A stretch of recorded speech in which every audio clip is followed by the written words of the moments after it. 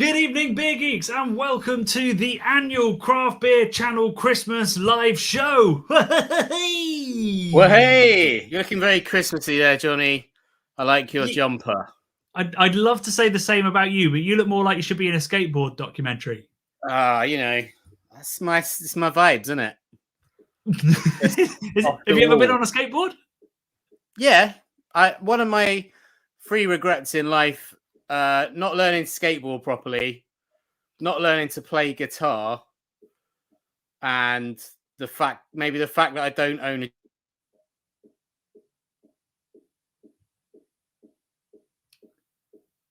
It looks like we might have lost Brad. Have we lost Brad?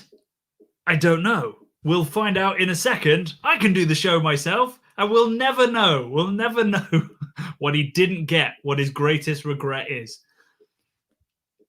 Right, well, let's plow on while Brad comes back and joins us. Thank you so much for joining us on this wonderful live show. We have a jam-packed evening in the offing for you. It will be a Christmas miracle if we get through it all. So you'll have to bear with us if this goes on a little bit longer than the average live show, but we will try and get the quiz done pretty early, and then we've got lots of exciting chat that we want to get to eventually. Oh, now he's completely gone. I don't know what's happening here. But welcome to the shed. Sorry, stop. I keep calling it a shed. It's the Brewdio, the brew studio. This is where so much of the Craft Beer Channel is going to be filmed from now on. We've got a video going live in which we talk about how we built it. That goes live in middle of January. But this is the Brewdio. So behind me, you can see our Grainfather setup and some lovely artwork. Just some cheeky awards up there. Is it cold? No, it's beautifully warm. I've got a heater down here as well. Maybe at some point I'll find a way to give you a tour. I could probably do it on my mobile or something. My phone's just vibrated, which might be Brad having a little panic and saying, what happened? He says we've disappeared. But you guys can hear me, right? So it's Brad that's gone. This isn't part of the script. Oh, Bradley's appeared in the green room again. Let's give this another go. Hello, Bradley. Johnny, you couldn't make this up. My internet connection just went down. Oh God! Well, your broadband's down. Yeah, so I've just hotspotted on my phone. Literally a minute, 30 seconds into the broadcast, it's now showing that it's back up. So I could try and switch back, but I'm slightly scared. I'll tell you what, should we get the first beer in the glass and then maybe yes. We can nerd out about the beer while you check on that. We do have to remain on hotspot, Brad, now might be a good time for us to say you can join our Patreon for $1 a month and pay for Brad's phone bill. I could be looking at a very, very cold Christmas telephone bill. Lean.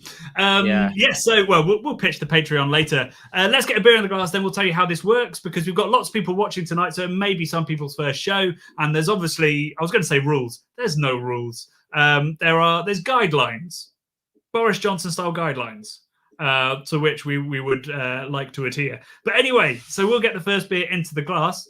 Well, what's this that's on my Hackashaw Keller Beer, Bradley? It's only a bloody excellent little hop guy that I've been designing for ages. So you haven't got a name for him yet? Or her? Well, I kind of based... This is going to sound a bit vain, but I kind of based him on me and also the dude from The Big Lebowski. So they're similar people. His hop sort of face is made up of like a beard. And then he's wearing my signature Ray-Ban glasses. And I've always liked a sort of sweatband on sort of long hair, very much like, what's his name, Wilson in the Royal Tenenbaums. I think that's a very strong look. So it's kind of a fusion of all the kind of people I think are cool. And I've put a bit of me in there as well, because I hope I'm cool. But yeah, he's a hop guy. And we've literally, that looks beautiful. We've literally just sent the t-shirt design live about 20 minutes ago, which is why I was running slightly late this evening, because I was just finishing it. But I'm going to get one on sample order today or tomorrow, and I'm going to bloody tie-dye the shit out of it, Johnny. So it's going to look incredible. Oh, dear. You wait until the next live show, mate. Honestly. We had somebody, actually, I apologize. I never got back to them. Somebody asking where they can get the tie-dye versions of the T-shirts. So maybe you should do another batch of those and we can get them sent out to people somehow. Or I could do a video teaching people how to tie-dye. Or you can use household bleach on black T-shirts to make a tie-dye like the ones that I've got. It's quite a simple process. But alrighty, so the first beer is in the glass. We are drinking Hackeshaw Keller Beer. Hackeshaw are a Munich brewery. They're owned by Paulaner. Actually, they're, I guess, sister breweries. And it's a Keller Beer. We'll dive into what a Keller Beer is in a little bit, but we'd love to hear what you think of the beer, what you think of the flavors, why you think I might have chosen this, because it's not technically a Christmas beer by any stretch of the imagination, but it has a Christmassy feel to me. And hopefully you will all pick up on that. While we're having a little think about that and trying the beer, should we dive into the comments, Brad? Yeah, let's do it. I managed to just successfully switch back to my Wi-Fi. Hey. Yes, come on. There we go. Ben Riley says, good evening, everyone. I've already started that lager. Good on you. Alan Rasmussen is putting no truck by the order of the drinking. Oh, no, wait, he's on Nugner. Good Lord, I haven't had Nugner beer in years. But we have a Yule beer coming our way. Jasper's on Engel Weihnachtsbier. Tell us all about it, Jasper. I do not know that beer. Thank you to everybody who didn't buy the box but is still drinking along with us tonight. So some people have tried to emulate what we put out there. Others have they've gone rogue. But hey, when you've got a California IPA from Sierra Nevada, why wouldn't you drink it? Where else have we got? What comments have we got? Ooh, I'm in the middle of a brew day here in California and I'm about to crack a Barrage West unfiltered Pilsner. And it's noon. Go on, James. I'm assuming that's a homebrew day. Probably shouldn't be drinking if you are a commercial brewer. When we talked about drinking during homebrew, we got a bit of shade in the comments. It seems to be bad form to drink and homebrew, which is bullshit. That's the word I was looking for. Yeah, I mean, what can really go wrong when you're sort of dealing with scalding liquids, eh? I had a bit of a disaster. So behind me on, where am I? This side, I've got a West Coast IPA blipping away. And I had a bit of a disaster. So I'm still working out the processes in here. It's a tight space. I'm still learning all the equipment. And I have a trolley, which my sparge water goes on. And I knocked into the trolley. And obviously a trolley isn't as sturdy as maybe a table. And my hot liquor tank fell off. Oof. So about 75-degree water went absolutely everywhere. And I vaguely dented it as well. I'm kind of gutted. I think I can beat it back out. But yeah, be careful. I hadn't been drinking at that point. I'm just an idiot. Is that a Grainfather bit of kit? That's a Grainfather bit of kit, yeah. Mate, it's going to be fine because it's very, very sturdy. It is very sturdy. I mean, the fact that it survived a fall from about 4 foot. Crash tested. And didn't even empty all of it. The lid stayed on. It was pretty good. This is a bit random. I don't know how random we want to get straight away. But my uncle was a scientist and his company used to make crash test dummies for the automotive industry. There you go. I was thinking of crash testing the Grainfather bit of kit that you dropped there. I now see the link. Tangent, yeah, sorry. I've realised I sort of look like a crash test dummy in this jacket as well. You do a little bit, actually, yeah. Do you remember those toys? Yeah, they were awesome, weren't they? Yeah, they were pretty cool. Yeah. I feel like maybe you wouldn't be able to be allowed to make those toys anymore, but that just makes it even better. Definitely. Thanks for all the comments, guys. I'm struggling to keep up. I must apologize. At some point, we'll make enough money to have a community manager who can reply to you all, but we'll try to grab them when we see them coming through. Tom Bascom, he's gone straight in with Deranka. I can't blame you. It's absolutely delicious. Hofbräu Dunkel. Oh, you guys have wonderful, wonderful tasting beer. Good gag, Kieran. Enjoying that one. Right. So, I can't see anybody's guessed as to why I've chosen this as a Christmas beer.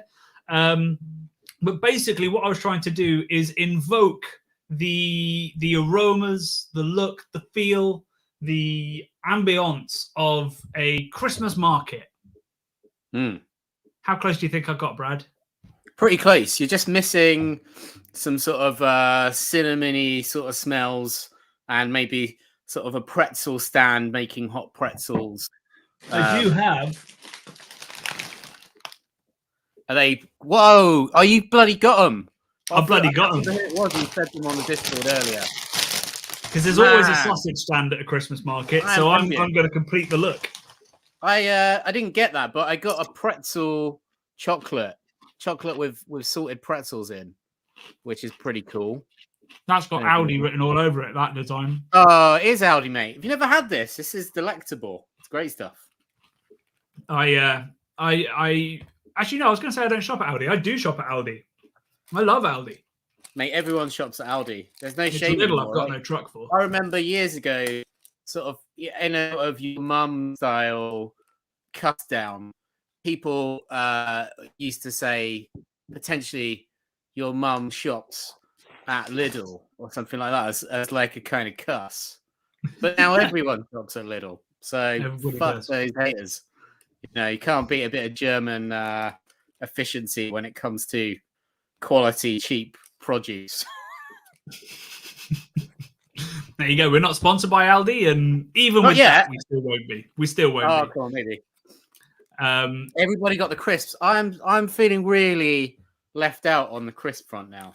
I've got pigs in blanket crisps, which I think are pretty good, and I've got a glazed gammon flavor crisp and all. But yeah, mate, those are pretty great. So you've also got bloody pigs in blankets as well. Oh yeah, mate. I have to say I've been asked to give a shout out to my mother-in-law who did go to Tesco's for me because I scheduled something else by accident this afternoon. So she did an exceptional job. So thank you, Barbara. Right, where are we? So yes, this beer is a Keller Beer. So Keller Beers are a slightly confusing beer style. You can have the kind of, actually, if we've got any Germans in, I'd love to hear, because this has always confused me a little bit. So if you know more than me, please do. Keller Beers, there's kind of two styles of them. There's the Munich style, which is, well, it looks like this. It's an unfiltered, so it's hazy, burnished orange, unfiltered, unpasteurized, usually pretty similar to their Hellers. And, you know, it might even be they use Spunding, so they put a little bit of fresh water in there, which then ferments again and carbonates the beer towards the end of fermentation, which I think means you might get a little bit of fermentation character, because there's definite, I get kind of a little bit banana, almost wheat beer kind of vibes from this beer, much more than you kind of would from a well-lagered lager. Do you agree, Brad? I do, mate. I think this is about as Christmassy as a lager gets, right? I don't know. That's a good question. I mean, there are lots of Christmas lagers. There's lots of people keep releasing Märzens for Christmas, which I guess it could make sense. You could mature it from March, but that's a long old time. Big up Babs. I'm gonna have to show her that next time I see her. The other kind of Keller beer is the Franconian Keller beer, which is much darker, usually a bit sweeter, and is obviously brewed in Franconia. And there's lots of examples of breweries making that kind of dark, almost kind of Vienna color kind of lager. And the Mars is a really great example of that. It's one of my favorite beers in the world, the Mars EU, which I believe Sam Congdon of Vessel, who put together their own little mix pack for this that was inspired by ours, I believe that's what they put in there. So he's all over it. Nice. Good evening, Rob, you gorgeous gent. If you don't know Rob or you don't know Hobbsy, go check it out. It's a great channel full of beer reviews. Apparently your fire is rewinding, Brad. Yeah, Rob, I can't believe you spotted that, mate. You're eagle-eyed. I didn't even turn around to rewind it. So what do you mean it's rewind? You haven't just gone onto YouTube and got like one of those 2 hour long Netflix. It's an hour long. So depending on how long this goes on for, I'm going to be either rewinding it or it's going to start playing David Attenborough or something in the background at certain points. So something to look forward to. Everyone's just going to be watching the fire now, waiting for it to flip around. Hello, Owen. Owen is an amazing beer writer. Go check out Brussels Beer City. And he loves my jumper, and he's right to love my jumper because it's actually Christmassy, Bradley. Is your jumper reversible though, Johnny? No, not really. Well, it could be quite nice. Because my jacket is reversible. Show us, Bradley. Much like the flyer behind you, you can rewind your jacket. Widescreen then. Give me a widescreen so I can... oh, right. Yeah. Sorry. It's a big moment. Immerse everyone in the glory of this jacket. Right. So, admittedly, it's not as exciting this way out, but it is totally reversible. Boom. Zipping it up. Bosh. Come on. And there you go. I like it's kind of reflective. It's kind of glossy. Yeah, so it's a classic bomber jacket, but the inside's made of like cotton or something instead. Right. Funny story about this, Johnny. I've been trying to buy this off of an Asian. I don't know where he's from. His name's Soy, a guy on eBay for about a month. I've been trying to buy it off of him, and I think it was a weekend or 2 weekends ago. I actually went and met him at the top of Brick Lane. And yeah, just sort of talked about fashion with him for a little bit. So shout out, Soy. He's not watching. I don't know why. Was that a funny story? Huh? Was that a funny story? No, not really. No. Not a funny story. I got to go to Brick Lane. I got a bagel, salt beef bagel while I was there, which was immense as always. There we go. No funny story. The Christmas tales are well, they're terrible. Hey, thank you so much for joining us. If you don't know Pints and Panels, they're the most amazing little cartoons that teach you all about beer. Emily is a advanced Cicerone, or are you now master? I can't remember. So all the info is amazing. So do check out that if you can. We haven't done how the live shows work, Bradley. We've got distracted by your jacket, by the fire, and by you having a salt beef bagel, if I was listening. So tonight, we do have a quiz. We will be kicking off the quiz. There's 3 rounds. We'll be doing it throughout the evening, but not making it last the entire evening. We realize that some people got to go to bed because this is on a Thursday. You can support our channel throughout the show by using the super chat function. If you look at the comment section, just at the bottom, there's a little, I think it's a little $sign maybe. And you can use that to get your comment bumped up to the top so we can't miss it. And you can give a little donation to the channel that goes towards the content that we make. And we will answer that question at the next available opportunity. It might not be immediate, it might be immediate, but you will skip the queue. So please do that. Give us some Christmas tips. It's what funds these live shows mostly. So please do that. We will have an Ask Us Anything time at the end of the show. So if you've got a burning question, which we keep missing as you're asking it in the comments, then just ask it then and we'll desperately try to get to it. We are going to ask you some questions tonight. So what we want to know is, what is your beer of the year? What is your brewery of the year? And what do you want to see from us next year? So have a little mull about those 3 questions and we'll come to them at the end of the show as well. In particular, that last one, because, well, we've hardly planned any content for next year. So please do give us some ideas. We'd love to hear some more. Obviously, we don't know what travel's going to be like, but don't figure that in your thinking. Assume we can travel all the way. You right there, Bradders? Yeah, just clearing my nasal passages. Great. Good. Yeah. Glad I asked. So that's a great question right there. We bought 2. You get one for free, and then you can buy another. So we bought another. You did have yours for about 3 months before I got mine. Yeah, well, I ordered yours like weeks later, but it took forever to come. Yeah. So yeah, I've got one. You can just about see it up there in the background behind these other awards. Oh yes. Right. So we've just had a super chat, but no question. Thank you so much, Christopher Lindemann. Much appreciated for the tip. Christopher, you've got a question. Shoot us a question, mate.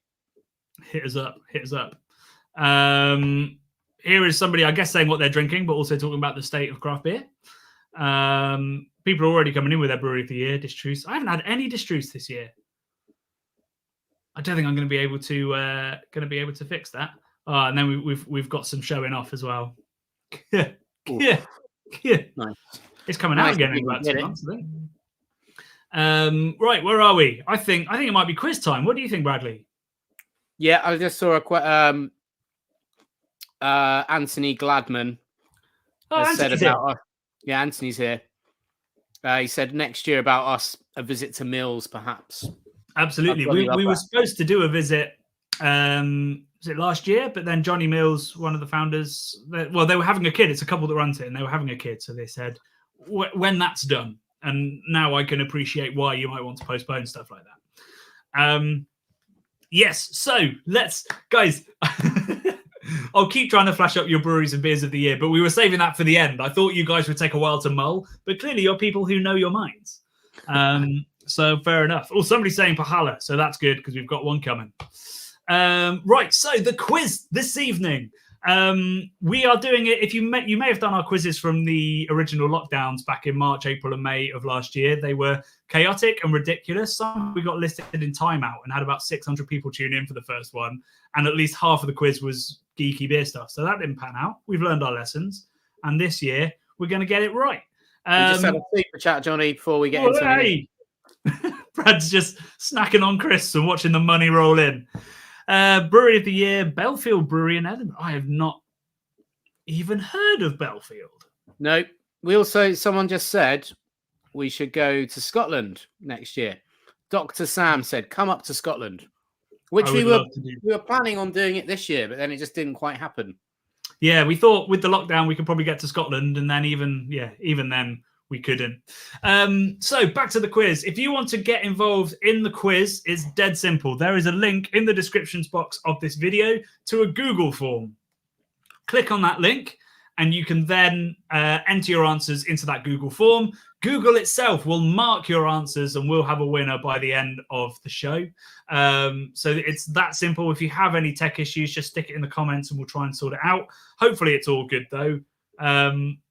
It says that it's public. It says you can see it.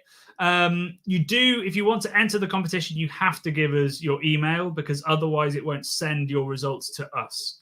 And as I've put, if you don't want to join our mailing list, we'll put everybody on the mailing list. But if you don't want to, don't tick the box, and we'll just delete that as soon as we've announced the results. We will not be keeping any of that data. It will be the last thing I do before I go to bed tonight, and I won't forget. So yes, quiz works. There you go. Kieran has confirmed. Excellent. Good work, right. So we've got 3 rounds. Obviously, you could Google some of these answers. So we implore you to keep within the festive spirit. And I made mine up, Johnny, so they can try and Google them. But yours is the facts round. Yeah. Mine are fake news facts. No, they're not really. But they are sort of out of the mind of Brad, a lot of them. I'd expect nothing less. The prizes for the quiz. The top prize is a £30 gift voucher for beer merchants. Shit. Crazy, isn't it? I didn't even ask for that much. They upped it. Second prize is not 1, not 2, but 3 books. Bloody hell. Shouldn't we spread those books? We should spread the books out so more people win books, no? No, we're not going to give a prize to person in 5th place, Bradley. We shouldn't encourage mediocrity. Okay. So I think that's arguably a better prize, the second prize. 3 amazing books. Come on. It's great. The reason that prize is so good is because obviously we recognise that beer merchants only ship in the UK. So if you're not in the UK and you win it, then you can request the other prize. So both prizes are kind of equal in worth and dignity. And talking of dignity, everybody should buy my book because Jordan thinks it's great, and because the link is just here. So tinyurl.com/ super chat. We've had a super chat. Oh lordy, how are we supposed to get anything done? Coming in thick and fast. Thank you very much, Andrew. Am I enjoying it? It's absolutely magical. I've had a really incredible 3 weeks. I haven't slept for more than 2 hours in a row. But I think I'm doing all right for it. You don't look terrible. You look all right, mate, to be honest. Have you just been smashing loads of coffee? Is that what's going on? I've been drinking a lot of coffee and a lot of Coke. Cocaine. Oh, right. Yeah. Cocaine. Yeah. Obviously. Yeah. I mean, Coca-Cola. That's for snowy Christmas in the Garrett household, eh? It's a white Christmas, that's for sure. You and Boris together. Okay, there we go. Is there a cash equivalent prize? There is no cash equivalent prize. I should have read the T's and C's, I'm afraid. Cash equivalent prize, Casey. Where do you think you are, mate? That would imply we have got any cash. Yeah, well, but from beer merchants is very, very competitive pricing. That's like our box. I think those books are worth more than 30 quid. I reckon that should be prize numero uno. Not on Amazon, they're not. Well, I'll tell you what, whoever comes first gets to pick which one they want, and whoever comes second gets the other one. Huh? Yeah, okay, so whoever's first gets to pick between the books or the... I like it. Let's do that after new rules. This is the kind of conversation we should have had before the live show. So we're just hashing it out as we go. It's almost time for beer too, and we haven't even got the quiz going. So I'll tell you what. What do you reckon? Beer first or quiz first? Yeah, let's crack the beer. Let's crack a beer, mate. Blimey. Okay, so I'll get the drinking order back out. Hey, so we're on to Deranka Paranoel, which is, I have to be honest, just about the least Christmassy beer in the world. Outside of the label, there is nothing Christmassy about it. But it's a beautiful, super hoppy blonde. So I ain't mad. I ain't mad about it. What emojis have I put for this beer? Bread, honey, Christmas trees. And a tomato? Is it an apple? Yes, Brad. It's a tomato. That famous beer off flavour. It's a green apple, mate. It's a green apple. No, oh my God. It's a green red apple. It's a green red apple, isn't it? There we go. The cracks are starting to show with the lack of sleep. It's a red apple. I have to say, I haven't drunk this beer since last Christmas. So I could be wrong on all four of those emojis. I've got faith. I've still got plenty of this beer left in the glass. I don't know what I'm doing. Deranka slaps. I may be showing my age here. Is slaps good? I think slaps is parlance for like, if music slaps or whatever, it's fucking good. It's rocking. Right. Yeah, slaps is good. It's like a bass term, isn't it? Like a bass sort of like slapping bass. What it is. It's yeah. It slaps. There you go. Sam, camera. So the publisher actually will ship it to you. I don't know how much it will cost to ship it to Australia, but I don't think we have any stockists that way at the moment. But camera will ship it to you, and that link, tinyurl.com/yearandbeer, will take you to those people. There you go. David Ellis knows. New dad. He's going to go colorblind. Right, Paranoel. Oh God, Bradley, can you fill some gaps while I work on this? Okay, so what beer snacks is everyone eating thus far? I myself, I'm enjoying the pigs in blanket crisps. I think that was a decent match with the lager, but I don't know. I feel like I could have potentially topped it. I'm waiting to crack out the big guns, which is obviously the mince pies. I don't know how well these travel around the world, whether this is an international thing, Johnny, or is it more of a UK thing? Mince pies? Mince pie, yeah. I think it's a very British thing. Okay, well, you lot are missing out, worldwide brothers and sisters. They're pretty good. I didn't used to like any cakes, really. Are these a cake? They're not technically a cake, I suppose they're a pastry. But I was not into cakes or pastries up until, I would say, my mid-20s, when I worked at a TV production company, and every year when it was your birthday, they would make you an amazing cake. And I sort of, one year, well, actually every year, they made me a cheeseburger cake. So it looked like a cheeseburger, hence why I called it a cheeseburger cake. And I sort of thought, I better eat some of this. Otherwise, they're going to think I'm incredibly rude. And I tried it, and I thought, actually, cake is pretty delicious. And after that point, Johnny, my sort of health and fitness regime just fucking went in the toilet because What health and decided fitness he said, regime? "Oh, come on." At one point, I was, it's in stellar form. There you go.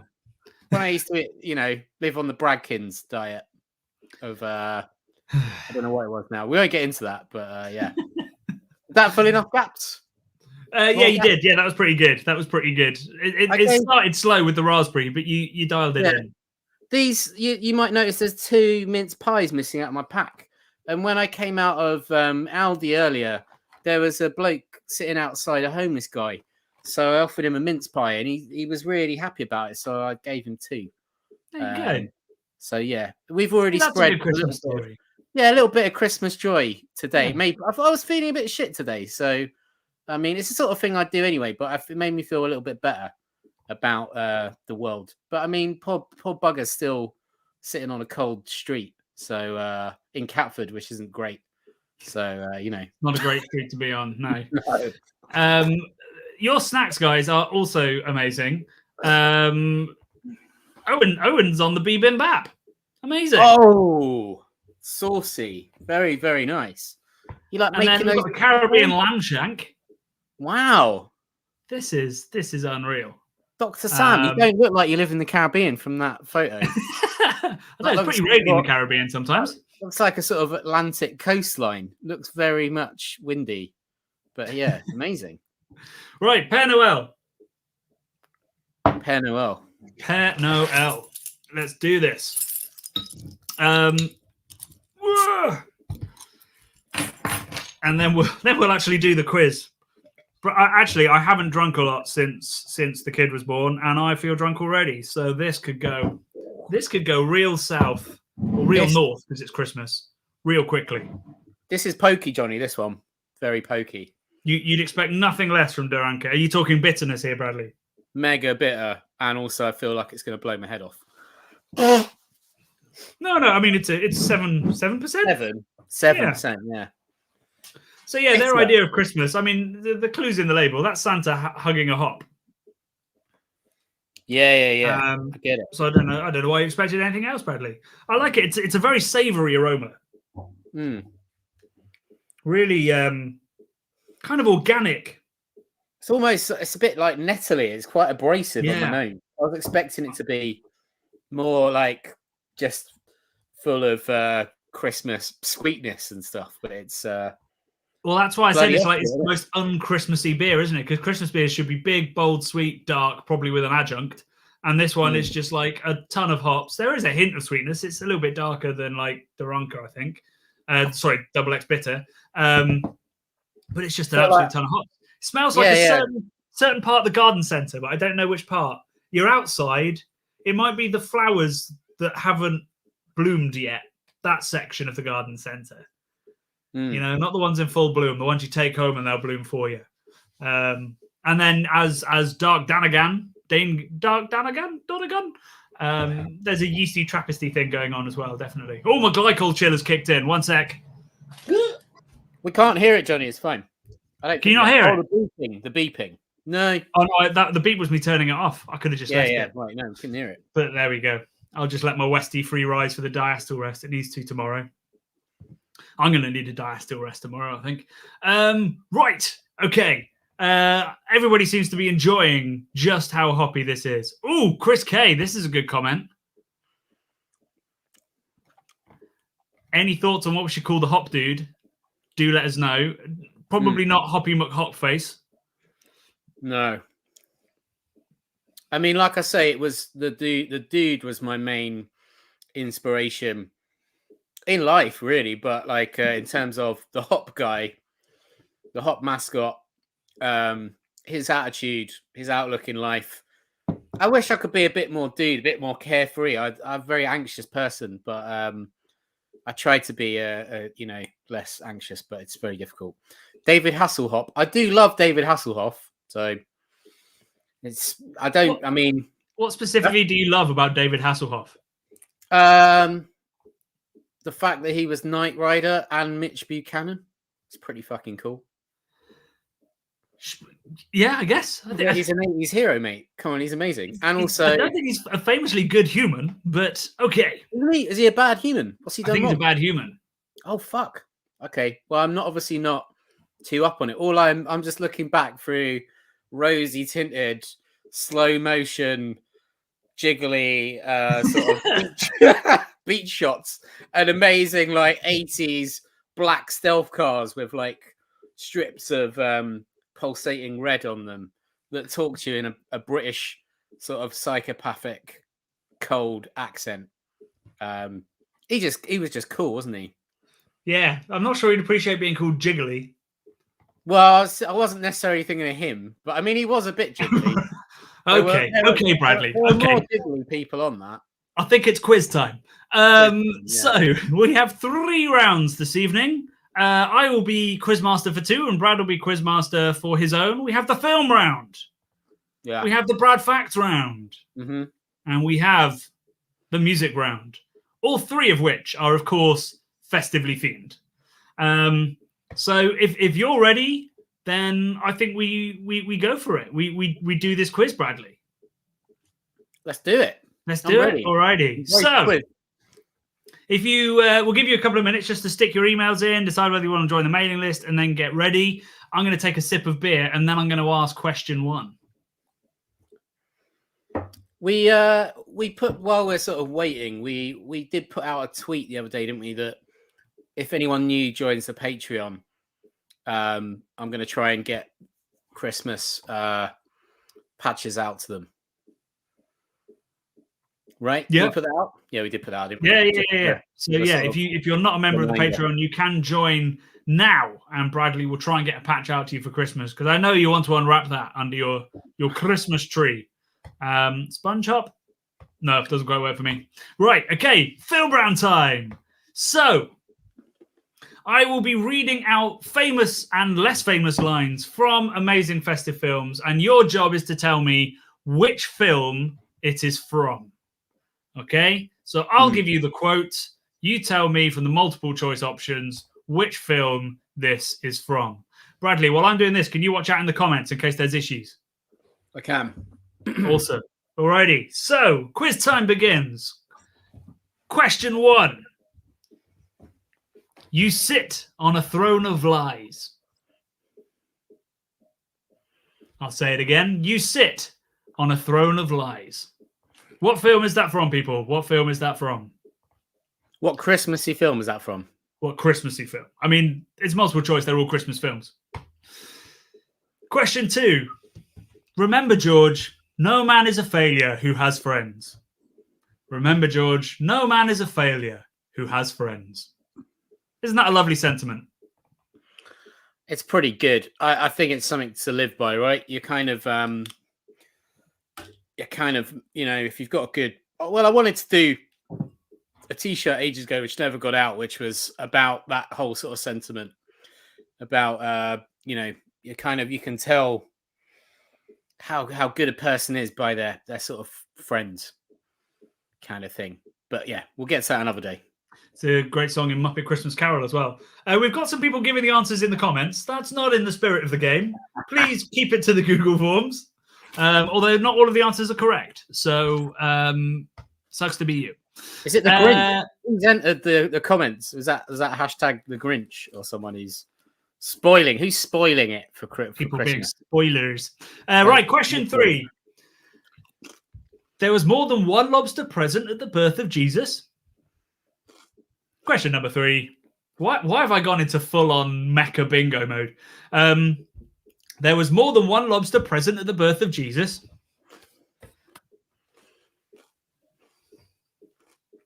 There we go. Question 4. My mother always taught me never eat singing food. That's my mother always taught me never eat singing food. These are quite difficult, I think. Yeah? I don't think you know your Christmas movie. I don't know. I'm obsessed with Christmas movies. Yeah, that's probably it. I'm not a massive Christmas movie guy. Well, we'll get onto that at some point. Our favorite. I'm sure we will. We've got to have that classic argument at some point. I'm sure, because we're 2 white guys who have a podcast. Right, question 5. This is a conversation. This one. Dear Santa, can you send me a bike and a slinky? No, your father's been laid off. Okay. That's Dear Santa, can you send me a bike and a slinky? No, your father's been laid off. That's question 5. Question 6. If this is their idea of Christmas, I got to be here for New Year's. Oh, I know that one. There we go.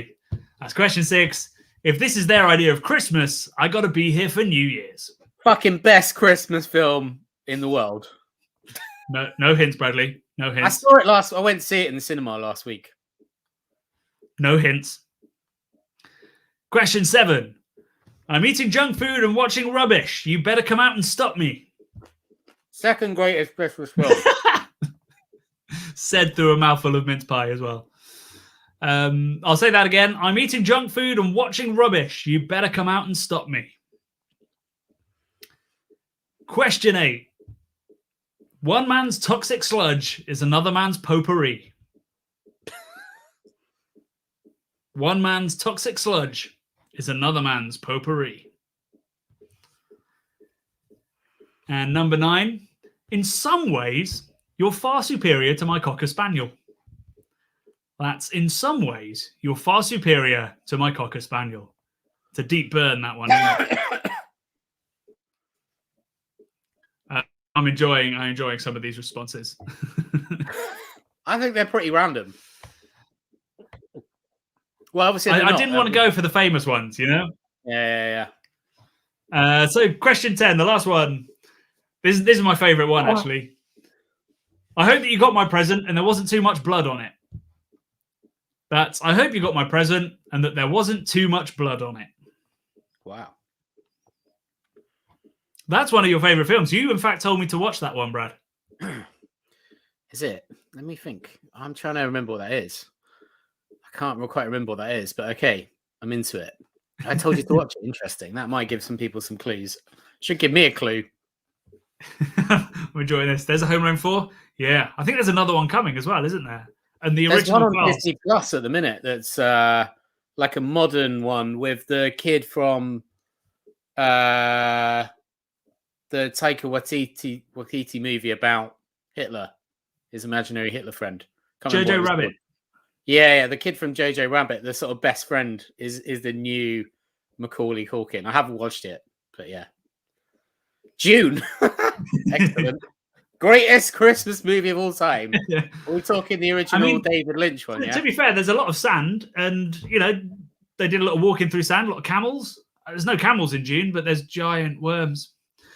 Giant worms. There's spice. There's fucking spice, mate. There is a lot of spice. Yeah. That's one of the frankincense, myrrh, and all that business. Do you know the English word for myrrh? Oh God, what is it? It's a herb, and Yonder Brewing made a beer with it. I'm doing a Brad here by saying I've got a funny story and then it not actually going anywhere. But Yonder did make a beer with myrrh. I'm still not entirely sure what myrrh is. The spice must flow. Desert Power. Jojo Rabbit is a fucking great movie. I absolutely love that. Cool. Right. Bradley, do you want to do your round? Go on then. So my round is basically sort of factoids from around the world. This is a multiple choice questionnaire. This is question number 11. In which country is it tradition to eat KFC for Christmas dinner? In which country is it a tradition to eat KFC for Christmas dinner? I had a friend I went to art school with that worked at KFC.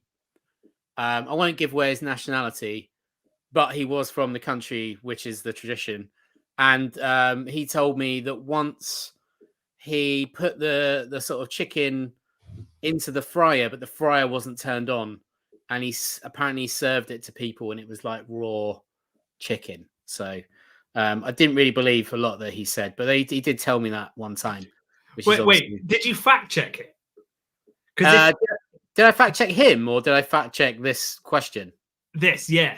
Yeah, this is true. This is true. Oh, okay, good. You haven't just gone on the guy who serves raw chicken to customers. No, he didn't tell me it was tradition. I know it is tradition. Okay, Yeah. okay. Yeah. Question number 12. Which Christmas song is the most recorded in history? Am I supposed to read these out, Johnny, or can everyone see the questions? No, you're supposed to read them out. Yeah. Oh, okay. And Sorry. you're doing a stand-up job. Hold the phone. Right. Hold the phone, super chat. Thank you very much, Ben. Much love, guys. Popping up from sick beds for a sec. Say thanks for all the good times you brought us. Gutted to miss tonight, Ben and Jen. Guys, I'm so sorry you're feeling ill. I hope you make a super speedy recovery. And thanks for being on all our live shows and for supporting us. And it was lovely to meet you at Hackney Brewery a couple of months ago. Yeah, I know you guys bought the box set as well. So, I'm really sorry you guys couldn't drink it along with us tonight. But hopefully when you're feeling a bit better, you can. And happy birthday, Ben. Happy birthday. Happy birthday, Ben. Oh, if it's your birthday, also happy birthday. And sorry you're ill on your birthday. Yeah, that sucks, man.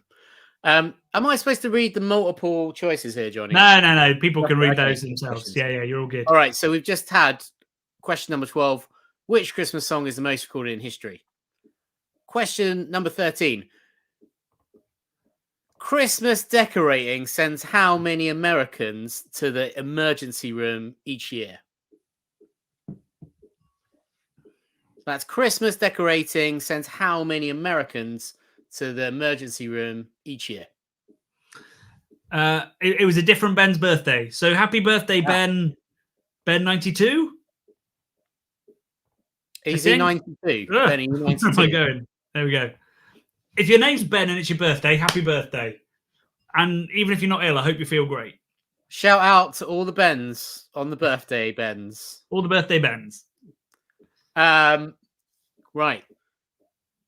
The Germanic word for mistletoe literally means dung on a twig. True or false? What do you reckon, Johnny? What do I reckon? Yeah. Like the Germans are like they're kind of very to the point, aren't they? I mean, it sounds like it could be true knowing the Germans. Could you repeat question 11 for Michael McGrorty? Sure can, Michael McGrorty. Question 11. In which country is it tradition to eat KFC for Christmas dinner? According to Brad's mate who serves raw chicken. No. This is a well-known factoid. It's an anomaly, a cultural anomaly. If I sort of was to give a hint, potentially, it might be a country. Well, no, I won't give a hint. Don't give a hint. All right. Question number 15. The giant Christmas tree in Trafalgar Square in London is donated each year by which country? I'm going to send you full screen, Bradley. Okay. Everyone can enjoy some of the sort of neon lights. Andrew, if it's you, I will send you a wooden spoon. Where does Andrew live? Does he live in Outer Mongolia? Don't make promises. I'll send a spoon to Mongolia. That's no biggie. Okay. All right. There you go. That's Christmas spirit right there. Question number 16. Who said the following wise words? We spend money that we do not have on things we do not need to impress people who do not care. It's so bleak. You can see who they are. I think, but I think it's a quote that I think sums up capitalist society and all the rest of it, and how we're sort of think that we have to sort of impress people at maybe this time of year and get real spendy, and you don't really. I mean, it's just a night. I think at this point we're just happy to maybe spend time with the people that we love, right? And hopefully, wherever you are in the world, guys, you're able to do that. And we love you as well. On to question number 17. What festive item was eaten by single women in Tudor times in the hope it would help them find a husband, Johnny? What do you reckon? Any ideas with that, Johnny? I think you want to give them all a go, don't you? Not at the same time. I mean, if I was a single woman in the Tudor times and I needed to find a husband, I would probably eat any of these things, yeah. Because they were quite difficult times, weren't they, I imagine, for anyone. Husband, wife. pauper, anyone. They didn't understand the concept of like, you know, having a wish wash. So you know, you sort of stubbed your toe, and you didn't have a bath for a year, and you might die from stubbing your toe. So hard times. I mean, I definitely That's wouldn't have fact. made it. Fucking hell. I wouldn't have made it to my ripe old age, that's for sure. If I didn't realise that I need a wish wash from time to time. Stubbed a lot of toes, have you? Yeah, fuck. Yeah. The only thing I think I've actually broken is toes. I thought I was maybe like Bruce Willis, unbreakable, but then I broke some toes, and I was like, oh no, I'm not. But I've never, touch wood, I've never really broken anything else that I know of. I think I've hit loads of bones, but never full on broken anything. Bradley, on with the quiz. Yeah. Number 18. Which company changed the traditional colour of Santa suits from green to red for an advertising campaign? That's a good one. Question number 19. How many Christmas puddings are sold in the UK on average each year? I'm not a fan of a Christmas pudding. How about you, Johnny? I don't mind it, but I'm more of a mince pie guy. Me too. Question number 20. In which US state would you find the town called Santa Claus? There you go. Bradley, so we've got some people asking you to reread question 15. Okay. 15. No problem. Number 15. The giant Christmas tree in Trafalgar Square in London is donated by which country each year? Each and every year. A giant Christmas tree. Question 16. Question 16. Who said the following wise words? We spend money that we do not have on things we do not need to impress people who do not care. And 14 is the last one. 14. The Germanic word for mistletoe literally means dung on a twig. True or false? Oh my God. People have missed lots of questions. 19 and 20. Oh, wow. Okay. So just all of them. I should have just read all of them. Number 19. How many Christmas puddings are sold in the UK on average each year? And question 20. In which US state would you find the town called Santa Claus? There we go. No more repeating. I can't believe there's a town called Santa Claus. I know, right? I just can't believe it. Right, let's take a little break from the quiz. That is, there is no relenting on the Christmas nonsense that is the Craft Beer Channel live show. Bradley, what's your favourite Christmas film? Same goes for you guys in the comments. Tell us. I feel like if I say that, I'm going to give away the answer because I already. Oh yeah, see that's said, didn't I? But well, maybe people. What's your least favourite? What Christmas film do you hate? Is that how would I know? Because I probably wouldn't have watched it. You're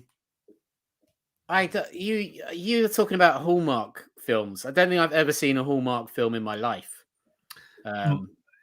It's kind of Hallmark, the guys that basically invented Valentine's and all this other shit, right? As sort of like card giving occasions. So, yeah, but I mean, it's not. I don't think it's actually Hallmark doing them. It's like it's the same. Yeah, no, I think thing. it is. But I think it is. I think it's the same company, isn't it? Is it? Yeah, I think so. Yeah. God, I don't know. There are some great answers coming in. This is a left field choice, but I think it's fucking ace, and it is a Christmas film. Yeah, vaguely. I mean, I'm struggling to. I mean, it is sort of Christmas. It's set at Christmas. Yeah, I guess that does meet the criteria. This is the right answer. It's definitely not the right answer, but okay. Klaus is amazing. Me and Jasper need to spend Christmas together, it would seem. Nativity 3 is pretty awful. Got Scrooge. Gremlins, great left field choice. Gremlins! Yeah, I fucking love Gremlins. Nightmare Before Christmas is great. Muppets Christmas Carol, you're right. This one I've never watched because it didn't get very good reviews, but is it worth it? Is it worth investing? I mean, it's got Tom Hanks in it, right? How can it be bad? Eyes Wide Shut. Is that? I've never seen it. Is it Christmassy? Stanley Kubrick's last film, supposedly revealing many sort of things about the maybe the secret rulers of the world and all this sort of crazy shit. Yeah. Jaws. Not a Christmas movie, but one of the all-time great movies. I mean, they wouldn't be swimming in where are they? They're in New England. Not New England. They're in outside of New York, right? Somewhere like the Hamptons. Oh yeah, something like that, isn't it? Yeah. They wouldn't be swimming in the Hamptons in December, I don't think. I don't think you would you? No. This is actually the right answer. Oh, nice. Someone's just said Trading Places. That is a fucking great film, actually. I totally forgot about that being sort of Christmas timey. I love that movie. It's great. Kieran's going for the jugular here. Oh. Do you know, I do love all three of those things, to be fair. None of them are my favorite, but I love all three of them.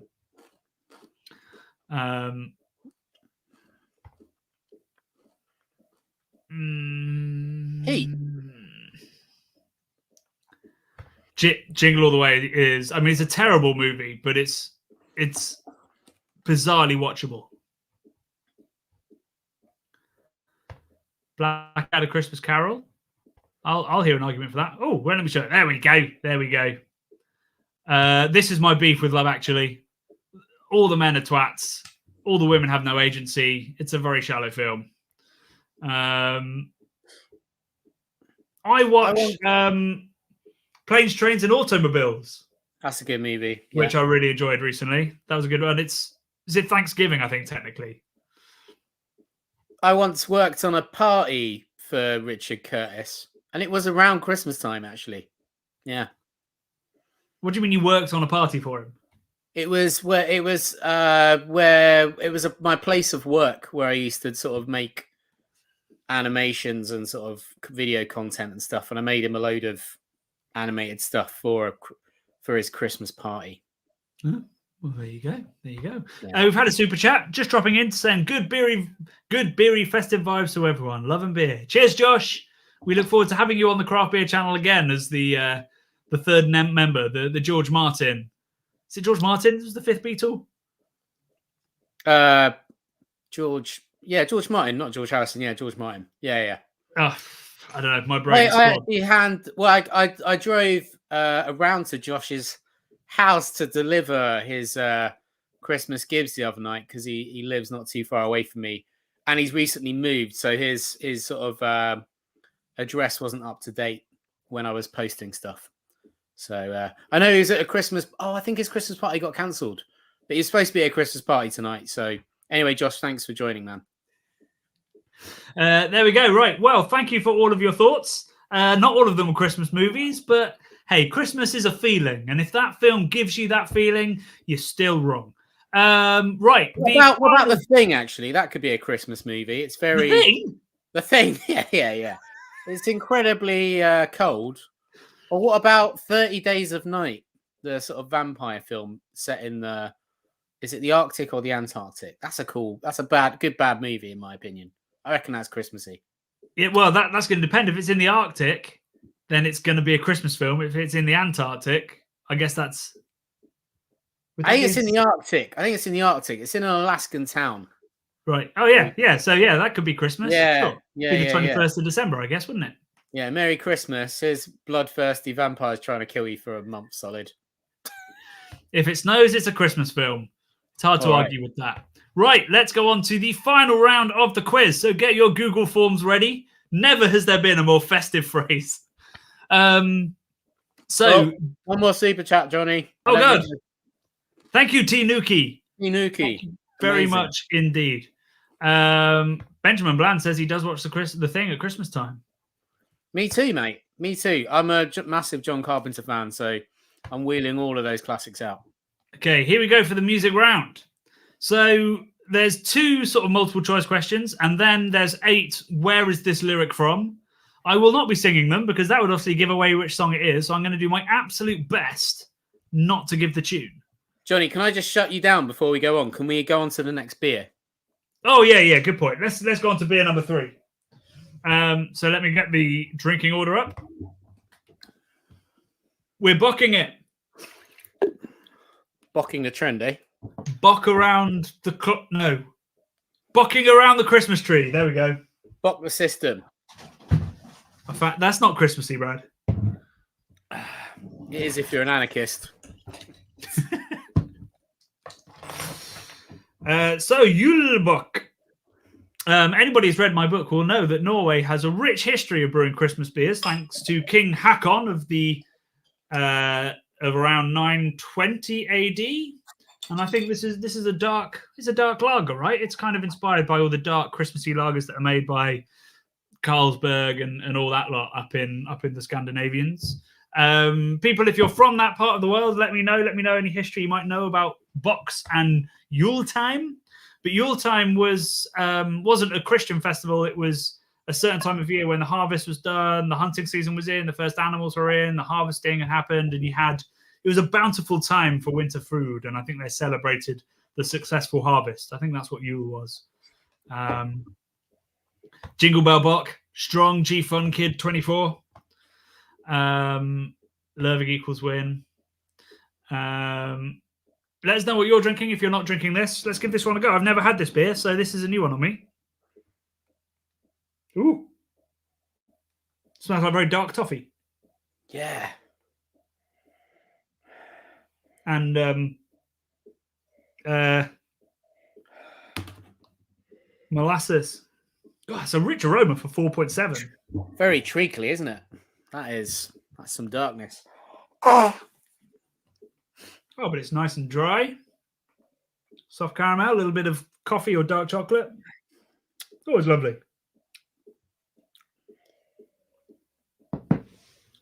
Enjoy that bit raisiny as well. Oh, I feel like that might be a good match for a mince pie. Oh, it could be, or it could be a little bit dry. Give it a go, Bradley. I'm not going to waste a mince pie on it until I know. For scientific purposes. Oh, my mince pies are premium Aldi, full butter. Ian's getting a bit of cinnamon. There is a bit of spiciness going on. Pippa's gone big. She's gone big.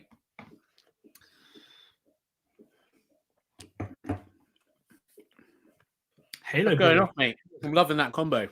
That's working. Yeah. Good. Making it juicier. Quite dry, isn't it? Otherwise. Honestly, everybody in the comments has amazing tasting beer. Right, cool. Right, let's do this final round, and then I can start looking into the marking of it. Right. So, where are we? Question 21. Get to your Google Forms. So I want to know which song this lyric comes from. Oh, it's so hard not to sing it. I'm avoiding every mistletoe until I know it's true love that he thinks of. I'm avoiding every mistletoe until I know it's true love that he thinks of. Don't you think you should sing it? I know that'll give it away for some people, but other people are not going to have a clue anyway. I'll tell you what. I'll sing it in the answers section. How's that? Okay. Yeah. But remember, I'm so good at singing, we'll get demonetized. If you sing it in a club, Vic Reeves club style, how about that? Compromise. Maybe I will.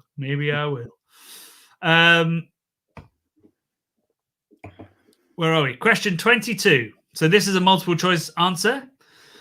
Up to 2018, how much has All I Want for Christmas earned Mariah Carey? Up to 2018, how much has All I Want for Christmas earned for Mariah Carey? This is an estimated figure, I will say. Estimated by, I think it was celebritywealth.com. Do you know the first year that All I Want for Christmas was actually UK Christmas #1? Sorry, say that again. I missed it. Do you know the first year that Mariah Carey's All I Want for Christmas was actually the UK Christmas #1? I thought it famously wasn't. Oh, hang on. Maybe not Christmas #1. Reach #1 in the UK. Yeah, I don't think it's ever been Christmas #1.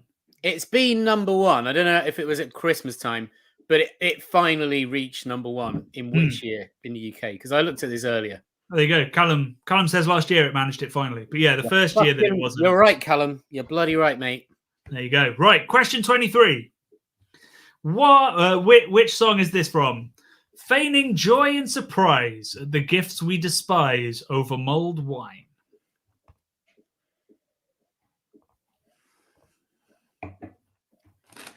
I'll say it again. Feigning joy and surprise at the gifts we despise over mulled wine. What song is that from? Question 24. So I'm sending you this Christmas card to say it's nice to have you here. I'm sending you this Christmas card to say it's nice to have you here. How many of these have you got so far, Bradley? I'm not really... I mean, I know you're a writer, so you're up on the lyrics of stuff. Unless maybe I hear it sung, I'm not going to get them because... I think you hate Christmas. No, I don't. I mean, I don't hate Christmas. I find it a troublesome time of year for me personally, which I won't go into. But yeah, it's... I don't hate Christmas. I think Christmas is great. I think it's a sad time of year for a lot of people. So hopefully it's, we're bringing a little bit of joy. Hopefully. And my singing hopefully will towards. I will do, definitely. Having seen you doing a high falsetto or whatever that is. Where are we? 24. Oh no, sorry, 25. Bradley, I'm trying to get through this. 25. A crowded room, friends with tired eyes. I'm hiding from you and your soul of ice. These all sound well emo. Every single one of these so far sounds. Well, of course it is. Christmas is emo. It's the most emo Christian celebration. Okay. A crowded room, friends with tired eyes. I'm hiding from you and your soul of ice. Question 26, multiple choice again. When was Jingle Bells first performed? 1807, 1857, 1907, or 1957? Then we have question 27. I won't even stay awake to hear those magic reindeer click. Reindeers don't click. Click? Yeah, what's clicking? Clickety clops. The trotters, maybe. Yeah, but they've worked hard to get a rhyme. That's Desiree levels of rhyming dictionary nonsense, that, isn't it? I'd rather have a piece of toast. Read the evening news. Yeah, watch the evening news. Yeah. You don't want to see a ghost. Yeah. That's it, yeah. Question 28. Now the Frosticles appeared and they've frozen up my beard. Frosticles? Frosticles, mate. Yep. That one, they threw the dictionary, the thesaurus, the rhyming dictionary, all of it out and just went, Frosticles. Sounds painful. Yeah. I wouldn't want my Frosticles to, what was it? Frozen up your beard. Mate, I don't want my Frosticles anywhere near my beard. No, they shouldn't be there, should they? No. 29. She didn't see me creep down the stairs to have a peep. That sounds wrong. Well, what's happening in this song is wrong. She didn't see me creep down the stairs to have a peep. Oh, I think I know this. I think I know that one, actually. Hey. Yeah. That's a really old song, isn't it? I don't think we skipped 26. Somebody's asking, but that was when was Jingle Bells first performed? 1807, 1857, 1907, or 1957? Question 29. Oh, no, sorry. Question 30. A pair of hop-along boots and a pistol that shoots.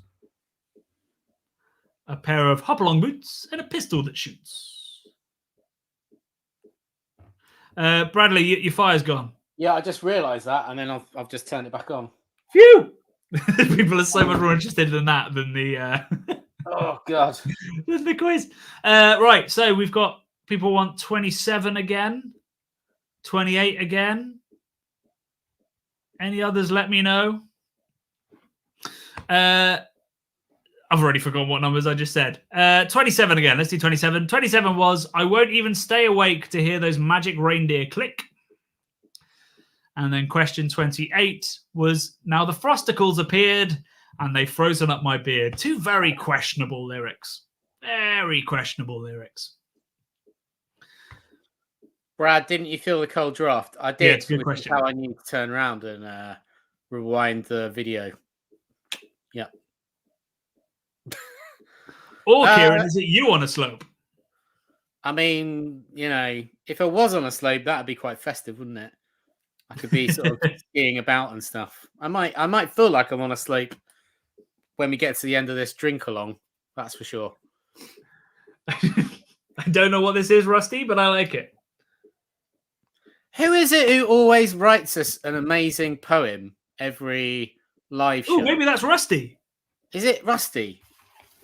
Rusty, let us know if you've done us a poem before. Those poems are fucking awesome. I can't remember who it is. He does those. They're great. Question 30.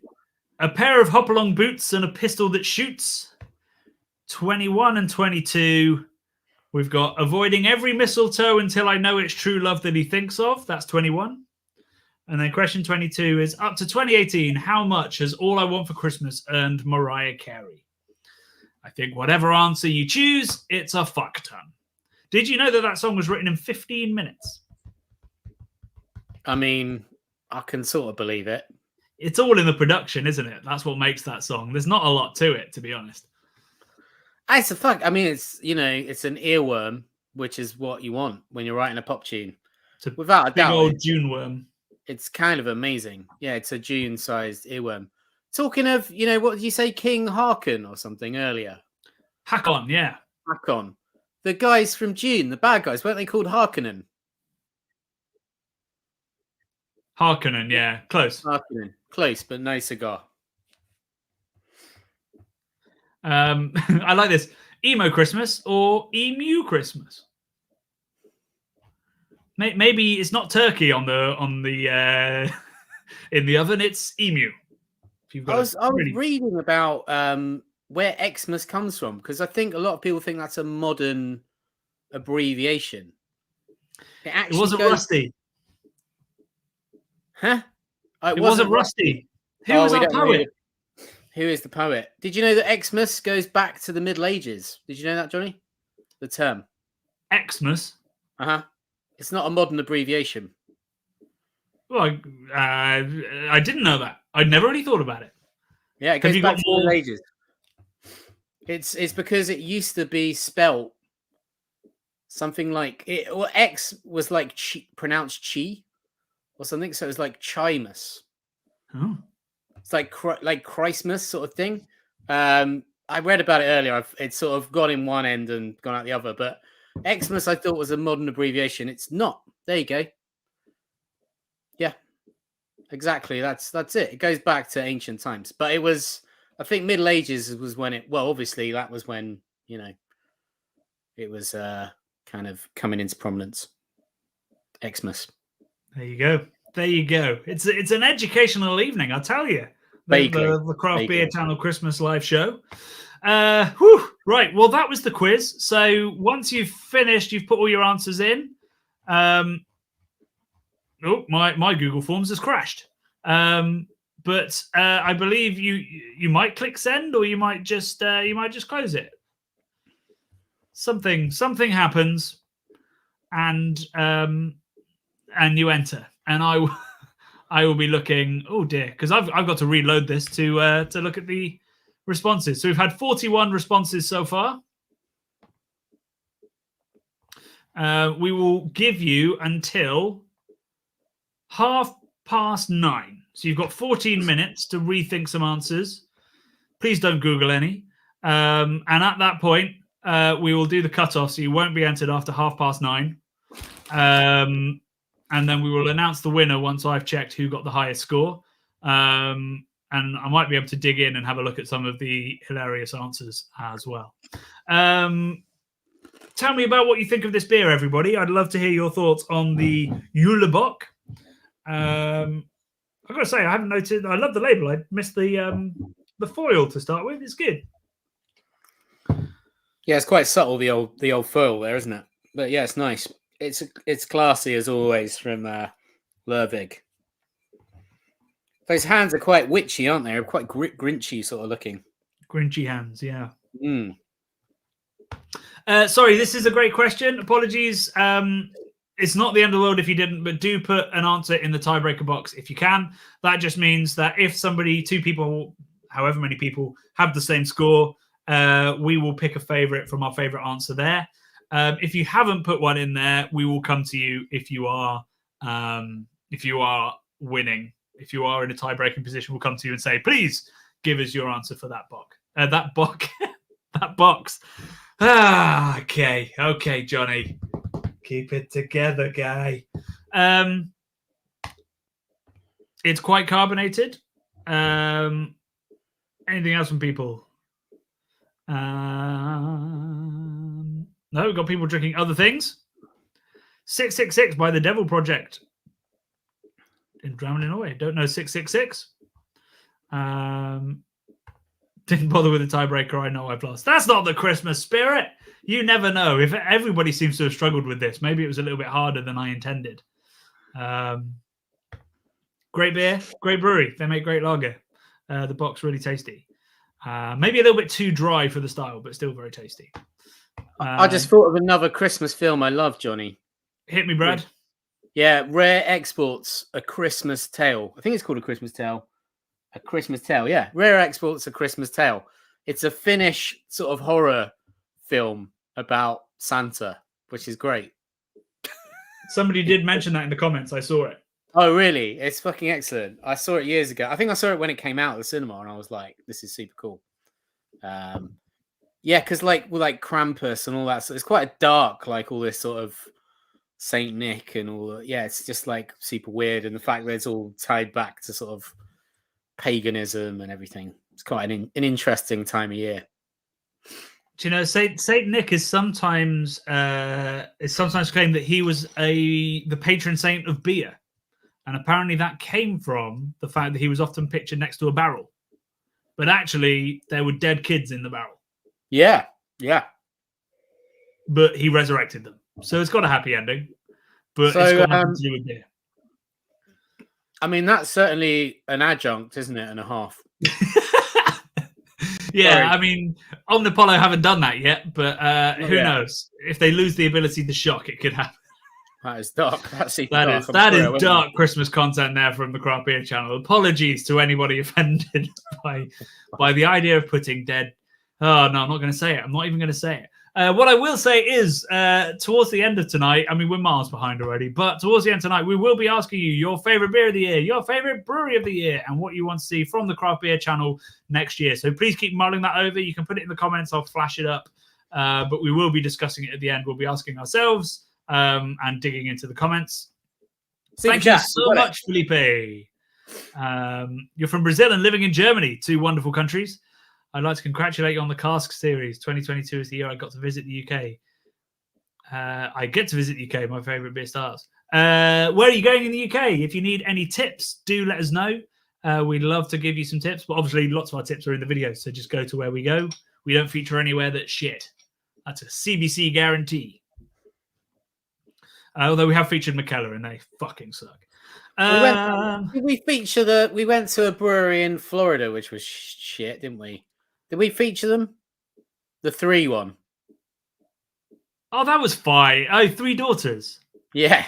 They were fine. It was all right. I thought you meant the one that gave us some sour beer and told us it was all natural fruit. And we were like, fuck, that's really zesty. And then they told us they just used Kool-Aid powder. I love that. Once we drunk it. That isn't shit for me. That's like, I love the fact that they thought that was like natural to use like blue Kool-Aid. Or well, I don't think they thought it was natural. I think they were having us on. And then I think they decided that wasn't ethical to do that. Yeah. I don't hate those people.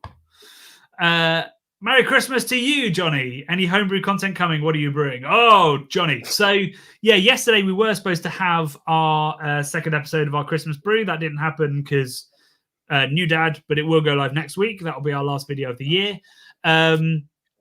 After that, we're going to be doing something around Brave Noise, which is the campaign led by Brianne of Notch Brewing. So we'll be brewing something and championing their campaign to get breweries to put together codes of conduct and make sure that they act significantly more ethically than they have with regards to sexism, misogyny, all kinds of prejudice, really. So we're going to do a homebrew for that. Hopefully, lots of you will be involved in that as well. We'd love to do like a sort of a shared experience. And then we have the biggest collab we've ever done happening at the end of January. The test batch of which is in this fermenter here. It's blipping away. I'll see if I can zoom in and show you. Can you see it blipping? Yeah. So that's blipping away. That is a West Coast IPA, and it is with one of the OG. Can we say, Bradley? Should we say? No. No. Okay. No. I don't think so. Think of the best West Coast IPA brewer you can think of. It's with those people. Yeah. We need to keep it well under wraps because I think it's a big fucking deal, man. I mean, once the cat's out of the bag, there's no putting that cat won't go back in. It'll be like no, you can't get a cat back in once they get the claws out, mate. Yeah. I think you should do a beer called New Dad. I think that's a good name for a beer. New Dad. Yeah. Yeah, cool. So yeah, that's the homebrew content coming. We've also next week I'm brewing a test batch of our Pilsner collab.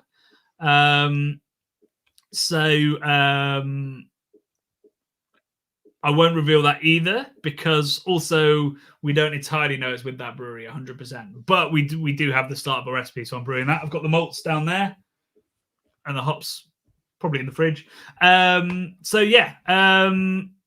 We've got some guesses. Not Westies. Not those guys. Not OGs.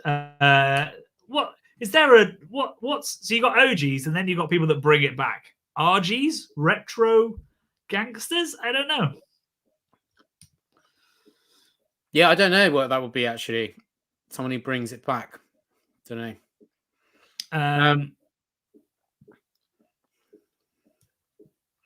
Burnt Meal makes some of the best West Coast IPA in the country. I had one get the gold, and it was fucking amazing. Actually, in research for this West Coast IPA, I called them up and said, "What was the recipe for that?" Because it was absolutely amazing. We've got lots of English guesses. No, it's American, or else it wouldn't be OG American West Coast IPA. Rich was joking. Sorry, appreciate that. I'm just going to. You're a bad man, Joey. I just want to tell everyone.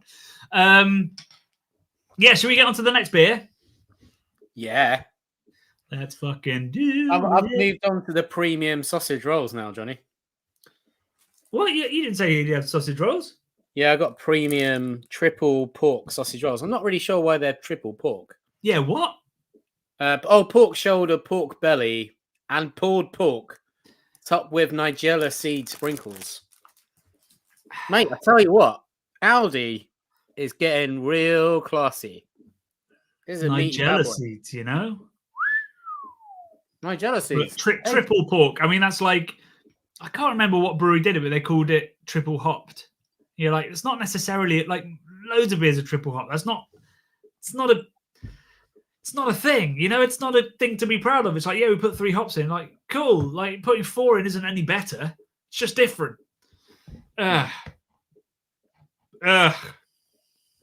Marketing. Right, let's move on to the next beer. I'm very excited about this one. In fact, this is the one I'm probably most excited about because I have not drunk this in years. So this is the Doppelbock from Schlenkerla.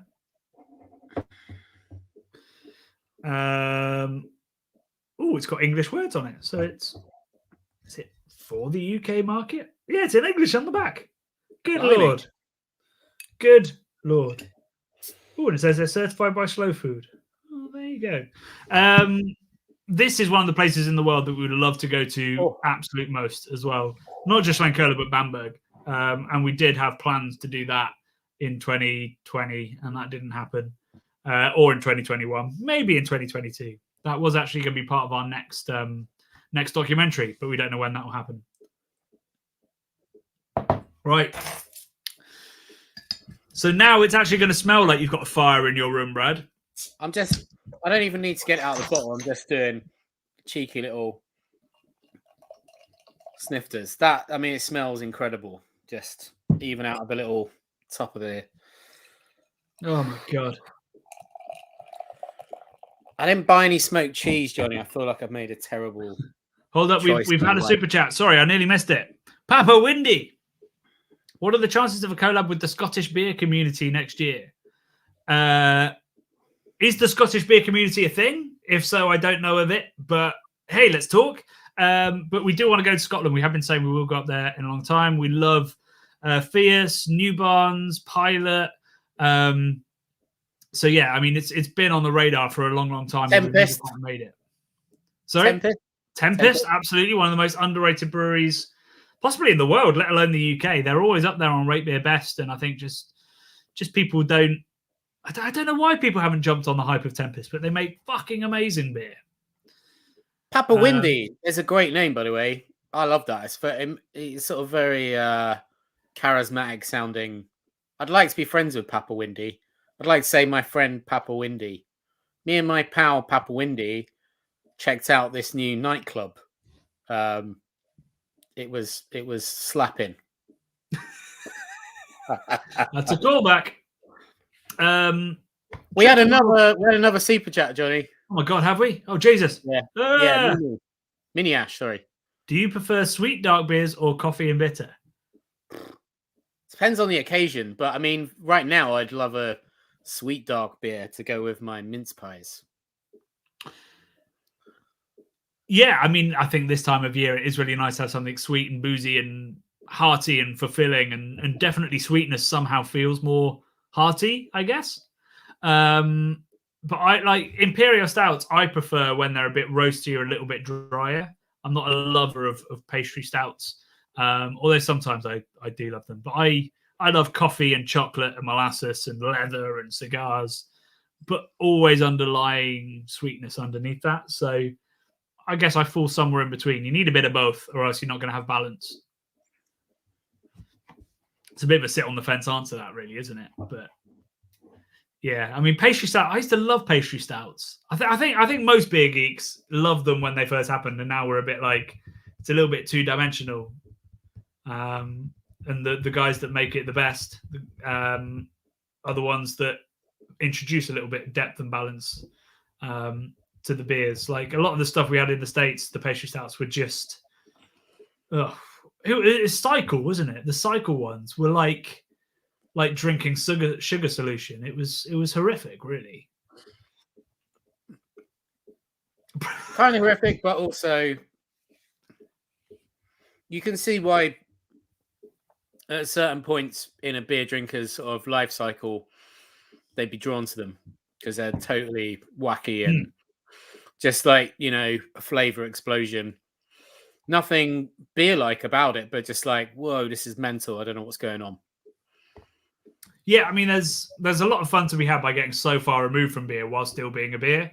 But the really interesting, really delicious stuff that has longevity happens where you introduce some flavors of bourbon, of coffee, of cacao, of coconut or whatever it is. Why is it always a C?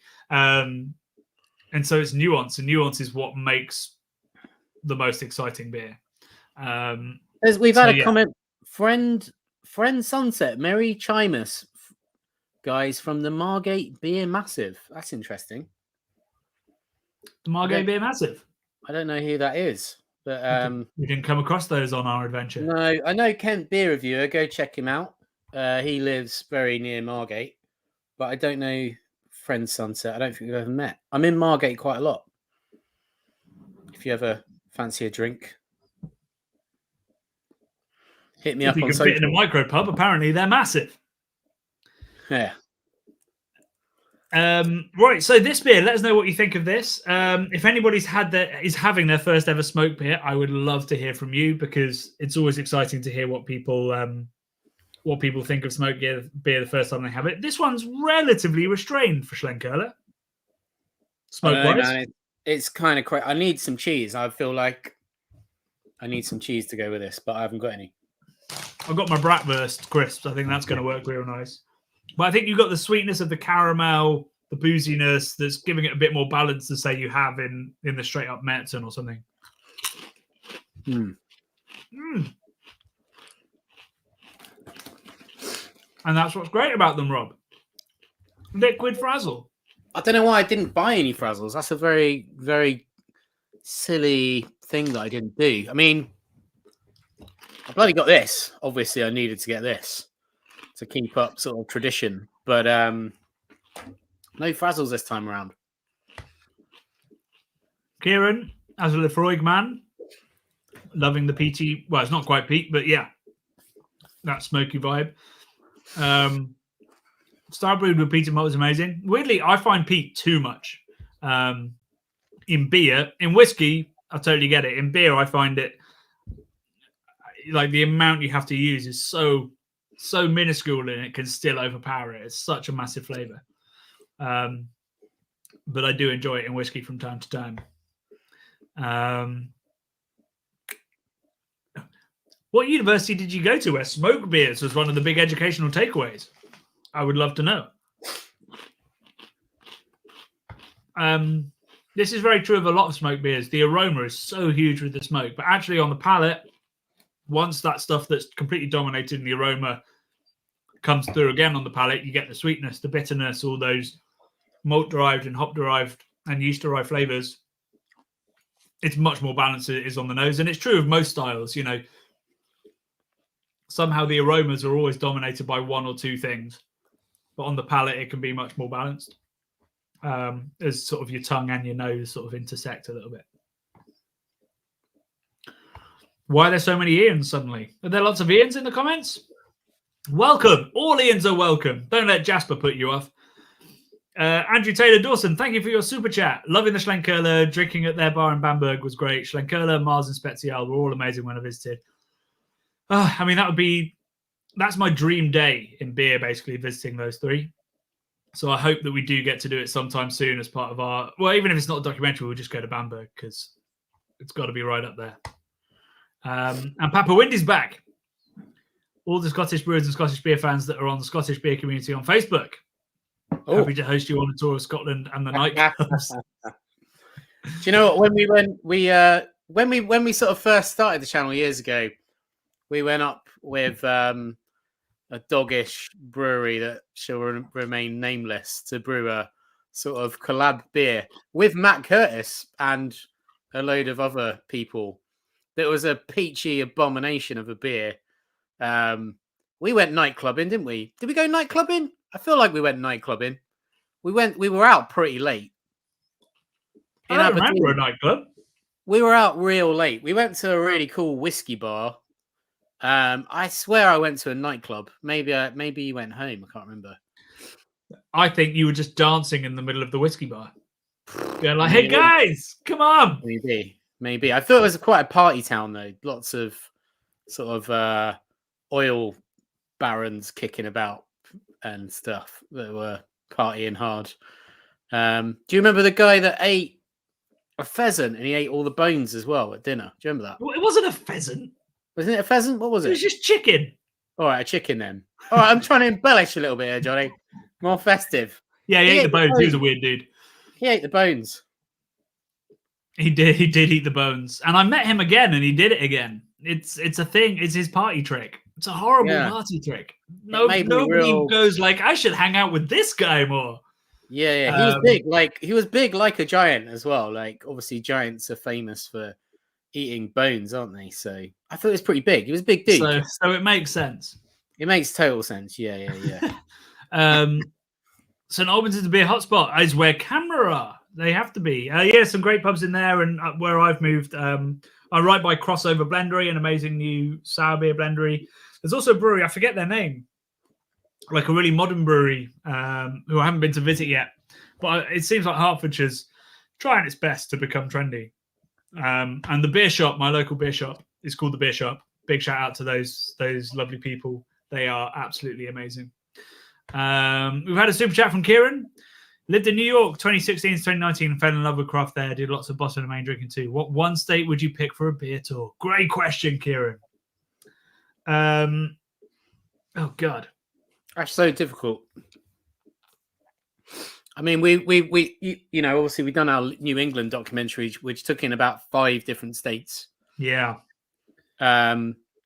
California, when I went there pre-craft beer channel on a on a train down the west coast. Back then, I thought that was pretty amazing. Although, actually thinking about it, that was in Oregon and stuff as well. Portland was excellent for beer 10 years ago. I don't know about now. I'm sure it's still amazing. California, yeah, maybe, yeah. I mean, these are all the states I'd expect. I mean, I've never been to Colorado, and I'd love to as well because I'm obsessed with cowboys and I love mountain climbing and cycling and all kinds of stuff. But of the places I've been, I'd probably go back to California. But the caveat to that is you're better off in New England because within a couple of hours, you could do Vermont and Maine. And once you add Vermont and Maine, then you've got the best place to drink in the world. In my opinion, those two states are just amazing.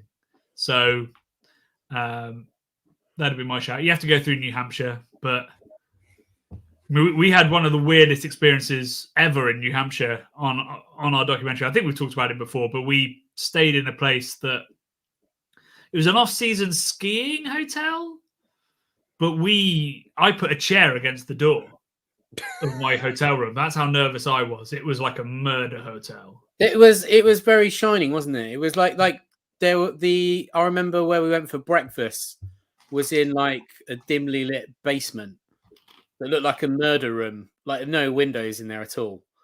It had like a dance floor, but a dance floor that was so dusty it was clear it hadn't been used in like decades.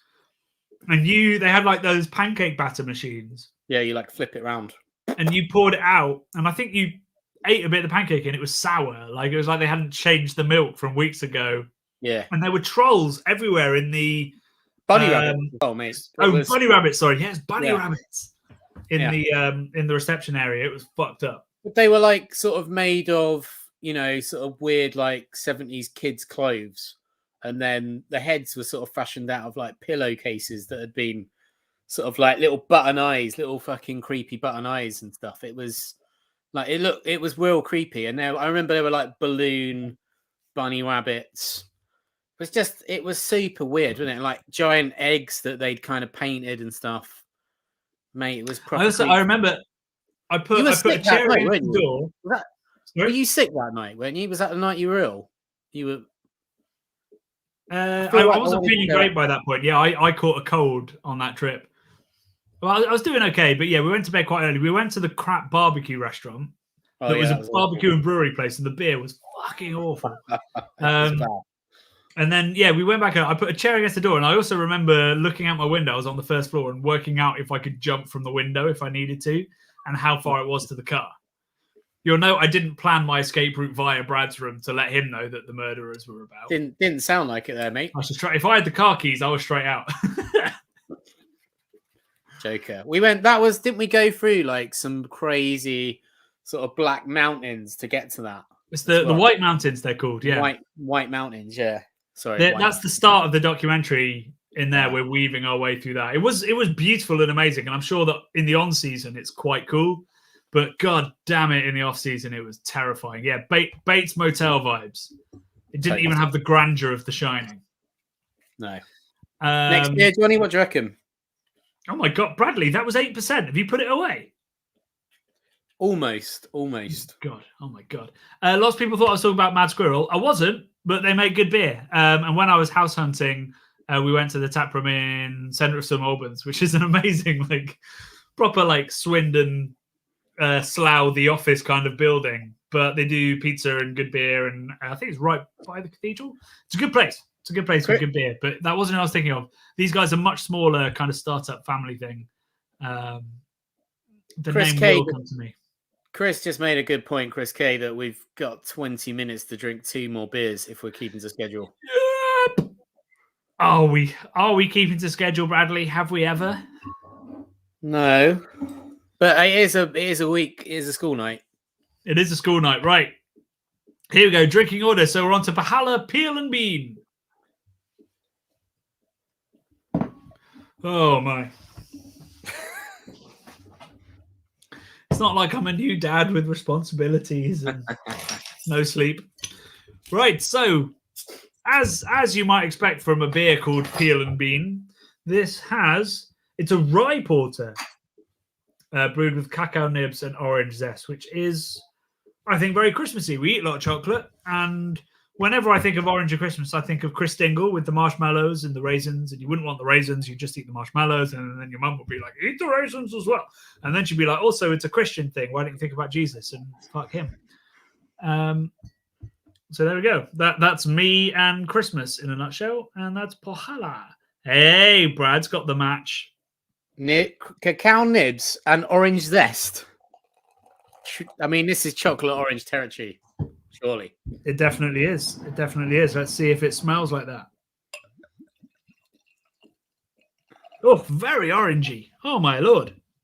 Loads of orange zest has gone into that. Ooh.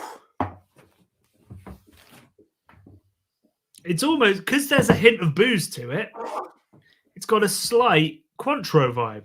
It's that orangey. Tell me if you agree, disagree. Nobody knows how to spell Valhalla. Don't worry, Ash. Whoever thought 6 Christmas beers would be a struggle? Yeah, man. Oh my God. So are we all going to Valhalla then when the pandemic's over? We're all going to go and we're all going to get a sauna together, and the sauna in the fucking brewery just blew my mind. I don't think it's open to the public, but we could play the whole. Do you know who we are? And they'll go no. Exactly. And we'll say, but can we still come in? See, Callum's lagging behind now. Come on, Callum. Yes, I mean, that is, it's beautiful. I like that they've gone really hard on the orange, because otherwise you'd have kind of known what you were going to be getting. You'd have got a chocolatey, roasty coffee porter with a little hint of orange. Instead, you've got a megaton of orange. You might as well be licking a microplane. Never lick a microplane. Didn't say that. Never lick a microplane. But there's just so much zest to that. It's amazing. I wish I was with you, Bradley. I wish I had a chocolate orange in my hand. If any of you guys and girls out there got a chocolate orange, this is its moment. It is it's heavenly. It's so decadent. It's unreal. It's sort of making it taste like incredibly sort of dark chocolate. Somehow this is bringing together and making it just taste like super bitter and amazing. It's just incredibly orangey. Like, this is orangey already, but that and that together, wow. Who'd have thought that if you added chocolate and orange to a chocolate and orange beer, you'd end up with more chocolate and orange? But sometimes when you have two of the same thing, it clashes. But they're just elevating each other. It's amazing.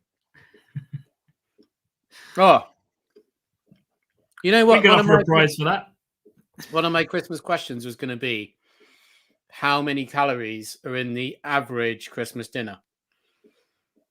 But I didn't choose that in the end. How many helpings are you having for that? Just one. It was way less than I expected. Yeah, I mean, turkey's super low in fat. That's true. The pigs in blankets are the issue. Ben Riley is telling me to dunk that into that. Yeah, dunk it, mate. I just drop it all in. It's not porous though. Use it like the opposite of an ice cube. It will warm it up to the right temperature. Now I can't get the fucker out. I can't. Well, yeah. So you drink that, and then eat the chocolate orange. Oh, it's all got a bit OnlyFans for a second here. It has, hasn't it? I don't want to. This is going to give me heartburn if I just down this. Yep. I down the bloody. Which one did I down? The first one. How many have we got? One more beer. Okay, I'll down it then. Yeah, it's not like the next beer is 12%.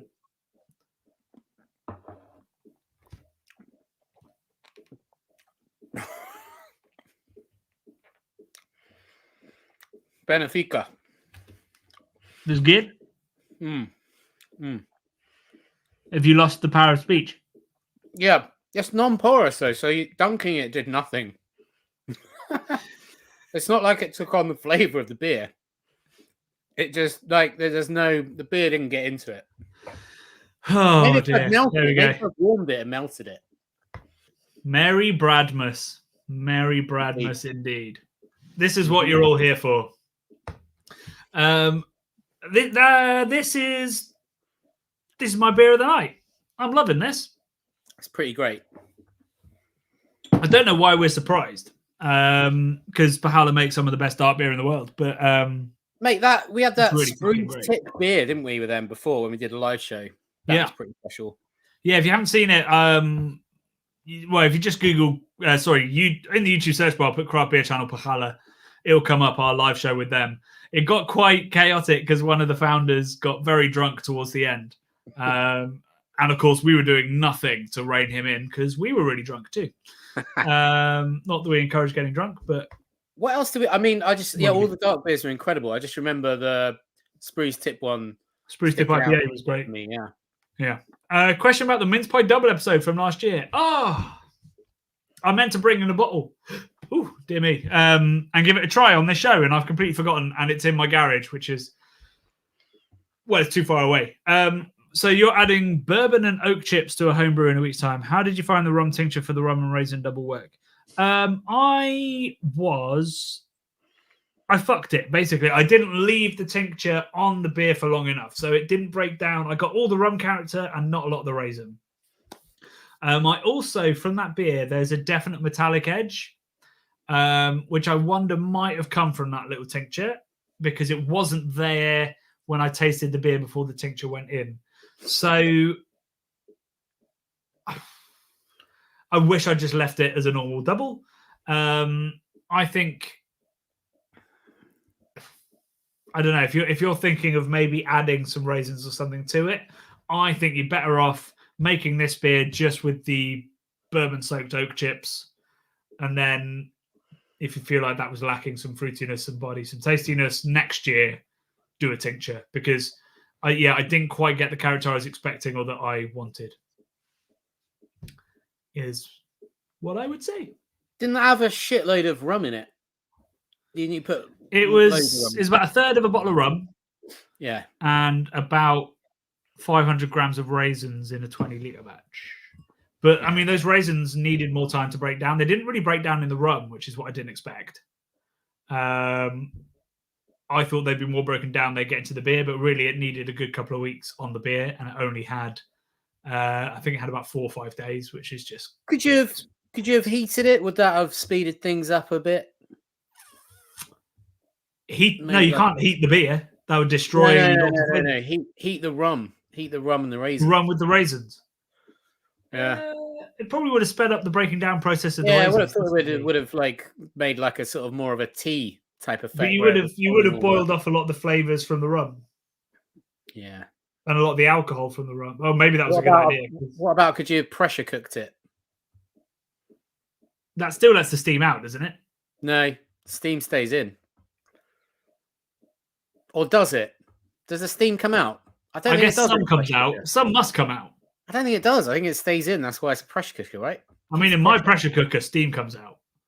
Have you got a pressure cooker or have you got a slow cooker? Have you got a hot pot? I've got a pressure cooker, yeah. Oh, okay. Fair enough. Steam comes out, but maybe it's not supposed to. I don't think it is. I thought you like clamp that bucket down. I mean, it's not loads of steam. It's not like you're boiling a pot of pasta, but there's steam. Tom, thank you for your little super chat. Hugely appreciate the support. If you've got a question, please do put it in. Papa Windy's back. Papa Windy, the Christmas beer gift guide. Wow. I ended up buying a bunch of stuff for the SBC member giveaway. More videos like that would be ace. Have you got some more ideas for Lowbrow Brad? 100%, mate. I mean, we had a bunch that I wanted to film this year, and it just didn't happen. I've got a really strong camping episode to come with all sort of outdoorsy equipment that you could, live in your best outdoor life. Van life culture is now like a real big thing, isn't it, on YouTube and such. People that are living out of vans and stuff. I don't have a van, but we can all go camping. And I think if you go camping, you want to have the best beer experience you possibly can. So you can expect some outside activities, cooking, camping, cooling beer, enjoying excellent carbonated beer, all that kind of stuff. So that's going to be one. I'm in the hunt for the best bottle opener in the world, or a lineup of the best bottle openers in the world. Obviously, we've already touched upon this little bad boy. But there's a whole world out there, Johnny, of amazing bottle openers that, you know, do double duty. Some of these things are like legitimate everyday carry items that, you know, they're a bottle opener, but also they do a million other things. And I think utility in something that you carry around every day is what you need, right? So I'd like to do a little video about like my perfect everyday carry that would include a bottle opener and stuff like that. So yeah, there's a whole bunch of stuff. Obviously, I'd like to check out some new tech stuff as well. Like I think I'm hopefully being sent by one of our lovely Patreons a Japanese beer gadget that agitates the kind of the carbonation in beer to create a head. So I might look into sort of that kind of technology. Have you seen there's a ridiculous new gadget from Guinness, which isn't obviously strictly craft, but they're selling a £700 home draft sort of tap thing, which is basically you have to buy special cans. You get 4 cans of beer with it, and it's 750 quid. It's fucking ridiculous. So I don't think we'll get a free one of those, and we certainly won't be buying. I reckon we might. I know some people at Guinness, Bradley. Yeah. I mean, like, I'd definitely be interested in looking into that. Obviously, there's Pinter 2 has come out. You know, we liked Pinter 1, but it had some flaws. So it'd be interesting to see if Pinter 2's kind of got any better, because I think it's a great entry point into home brewing and sort of that kind of journey into that world. I'm on the forum for Pinter, and I know I can see there are problems with Pinter 2 already. So I don't think they've necessarily fixed everything. In fact, I think they might have created new problems with the new one. So be interesting to sort of debug it and other stuff. We've also got, what else we got? We've got a mini brew kit that we need to review at some point. Maybe put it up against, you know, the G40 or something. I don't know, something automated as well, and just see if you know, that kind of mini brew experience is still something that's an interesting offering. So all sorts of stuff. I also love growlers, but Johnny is always telling me that there's not really a place for growlers anymore because no one really goes to breweries and like buys 4 pints and takes it home in a growler. But the cans have killed that market, right? You go and get it, right? I know. But I think there is some sort of there's some sort of, I don't know if it's prestige or it's some sort of romance in taking a growler home of beer, your favorite beer from a brewery, whether it's a pressurized one, you know, whether it's one that's sort of got like a cooling jacket on it or something. Super nerdy. I'm quite into that kind of idea of being able to sort of pressurize a beer, a tank fresh beer, and keep it in a good state for a while. So maybe a growler episode as well. Yeah, all sorts. Right, guys, we've had lots of comments come in, but before I address them, we've got super chat as well. I just want to say we'll be announcing the winner of the quiz at 10 o'clock. We do have an out-and-out winner, and we have an out-and-out second place. So, yeah, we don't have to worry about anything else. It is somebody's done extraordinarily well, suspiciously well, but they sent their answers very early on, so I don't think they've been Googling stuff. So I'll be announcing that in 4 minutes after I've gone through some of these comments. So firstly, Chris K with the super chat. Thanks for a year of amazing beer content. Lowbrow, Keep Cask Alive, and the Gladiator homage, which was in our Pilsner Malt investigation, all highlights for me. Looking forward to 2022. We're hoping we're going to be doing more of all of that content. Obviously, more Lowbrow. We're in talks to do Keep Cask Alive Series 2. And we're also in talks with Chris Malt to do another episode on that. Whether there'll be another Gladiator homage. I mean, of course there will be. There'll be another Gladiator homage. It'll just be a different variety of malt. I think we'll get you singing the sort of really amazing. Yeah. So we don't get demonetized. We'll get you to do a version of it. Yeah, I don't think that'll demonetize us. Right, so I'm going to go through the... there's also some people that do still use growlers. Yeah, there you go. So there we go. Yeah, there we go. So please keep the super chats coming because that's supporting what we're doing. Please think about your beer of the year, brewery of the year, and what you want to see from us next year because we're just about to come to that. I'm now going to go through the answers of the quiz, and at the end of that, I will be announcing who won the Craft Beer Channel Christmas Quiz 2020.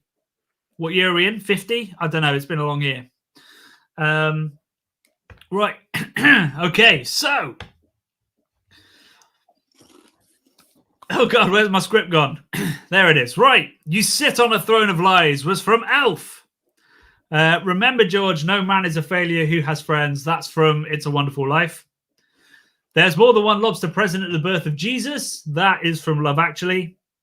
My mother always taught me never eat singing food. That is from A Muppet's Christmas Carol. Dear Santa, can you send me a bike and a slinky? No, your father's been laid off. That's from Jingle All the Way. Oh. If this is their idea of Christmas, I got to be here for New Year's. Is from where, Bradley? Die Hard. That's Argyle. Says that. There you go. I'm eating junk food and watching rubbish. You better come out and stop me. That is Home Alone. One man's toxic sludge is another man's potpourri. That is The Grinch. In some ways, you're far superior to my Cocker Spaniel. That's A White Christmas. And I hope that you got my present and there wasn't too much blood on it is from Bad Santa. Right. Brad, do you want to do the answers to your section? Yeah, so the country where it's tradition to eat KFC at Christmas is Japan. Unbelievably, or believably, maybe if you knew it. Which Christmas song is most recorded in history? It's Silent Night. I think there's like 700 copyrighted versions of Silent Night. Christmas decorating sends how many Americans to the ER each year? That's 15,000 American citizens. Quite a large amount. The Germanic word for mistletoe literally means dung on a twig. That's true. Very Germanic. The giant Christmas tree in Trafalgar Square in London is donated by which country each year? That's Norway. And that's because of their sort of saying thanks for us helping them out with support in World War II. Who said the following wise words? I love this one. We spend money that we do not have on things we do not need to impress people who do not care. That isn't Mahatma Gandhi. That isn't Morrissey. That's Will Smith. That's Will Smith, the Fresh Prince. Very, very wise words from Big Willie style. What festive item was eaten by single women in Tudor times in the hope it would help them find a husband? I'd like to think it's Brussels sprouts, but it was actually gingerbread men. So I guess it was sort of like a kind of weird sort of, I'm going to, like a sort of magical thing. I'm going to eat the body of this little gingerbread voodoo man, and then I'm going to get myself a hubby, which is weird, but amazing. And gingerbread men are delicious. Which company changed the traditional color of Santa's suit from green to red for an advertising campaign? I think maybe a lot of people know that, but it is Coca-Cola, if you didn't know that. How many Christmas puddings are sold in the UK on average each year? That was 25 million. I think that's a lot of Christmas puddings because, you can't eat a Christmas pudding. There's not a single serve thing. It's, amongst the family of people. So 25 million families are eating those things. And I think they're horrible. In which US state would you find the town Santa Claus? And that is in Indiana. So there you go. Don't really know a lot about Indiana, but now we all know that. So that's my round, Johnny.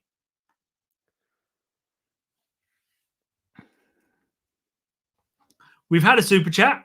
I'm going to flash it up, but we're going to answer it after I've given our answers and announced the winner. But it's from Papa Windy again. Thank you so much for all your support this evening. Wow. Very generous, Papa Windy. What's the worst Christmas beer gift you've ever received? Have a think about it, Brad. We'll come back to it in about 3 minutes. So the final round, the answers are... I'm avoiding every mistletoe until I know it's true love that he thinks of. Santa Tell Me, Jesus, by Ariana Grande, which is a fucking banger, by the way. Question 22, how much is All I Want for Christmas of Mariah Carey? It's 60 million. Oh, 60 million. 15 bad, minutes work. feigning joy and surprise at the gifts we despise over mulled wine is Don't Let the Bells End by The Darkness. So I'm sending you this Christmas card to say it's nice to have you here. That's Step Into Christmas by Elton John. Great stuff. Or as he'd sing it. 20, question 25. A crowded room, friends with tired eyes. I'm hiding from you and your soul of ice. That is, of course, Last Christmas. Jingle Bells was first performed in 1857. Is that, it was maybe like a German song, right? I feel. No, I think it was an American that sung it. Really? Yeah, I need to Google that. I can't remember now. Did you know that Christmas wasn't celebrated after the American Revolutionary War for a period of time? Why is that, Bradley? It was, I don't know, culturally it wasn't celebrated. In fact, I think it might have been banned. Was it I'm Puritan? not quite sure why. Yeah, it was like banned. It was like kind of crazy. Question 27. I won't even stay awake to hear those magic reindeer click. That is All I Want for Christmas. It also doesn't make any fucking sense. Now the Frosticles appeared and they've frozen up Brad's beard. That is I Wish It Could Be Christmas Every Day by Wizard. What the Frosticles one is Wizard? Is Wizard. Wow. She Didn't See Me Creep Down the Stairs to Have a Peep is I Saw Mummy Kissing Santa. Kissing Santa, yeah. And then a pair of hop-along boots and a pistol that shoots is the wish of Barney and Ben, I think. And it's beginning to look a lot like Christmas. So, out of that lot, Johnny. Sorry, before we move on, I saw I saw Mummy kissing Santa Claus. Not Daddy, that'd be different. Phil Spector Christmas album. I know he's a total weirdo that is a murderer and everything. Phil Spector Christmas album is fucking awesome. It is. Give the credit to the singers, not to that twat.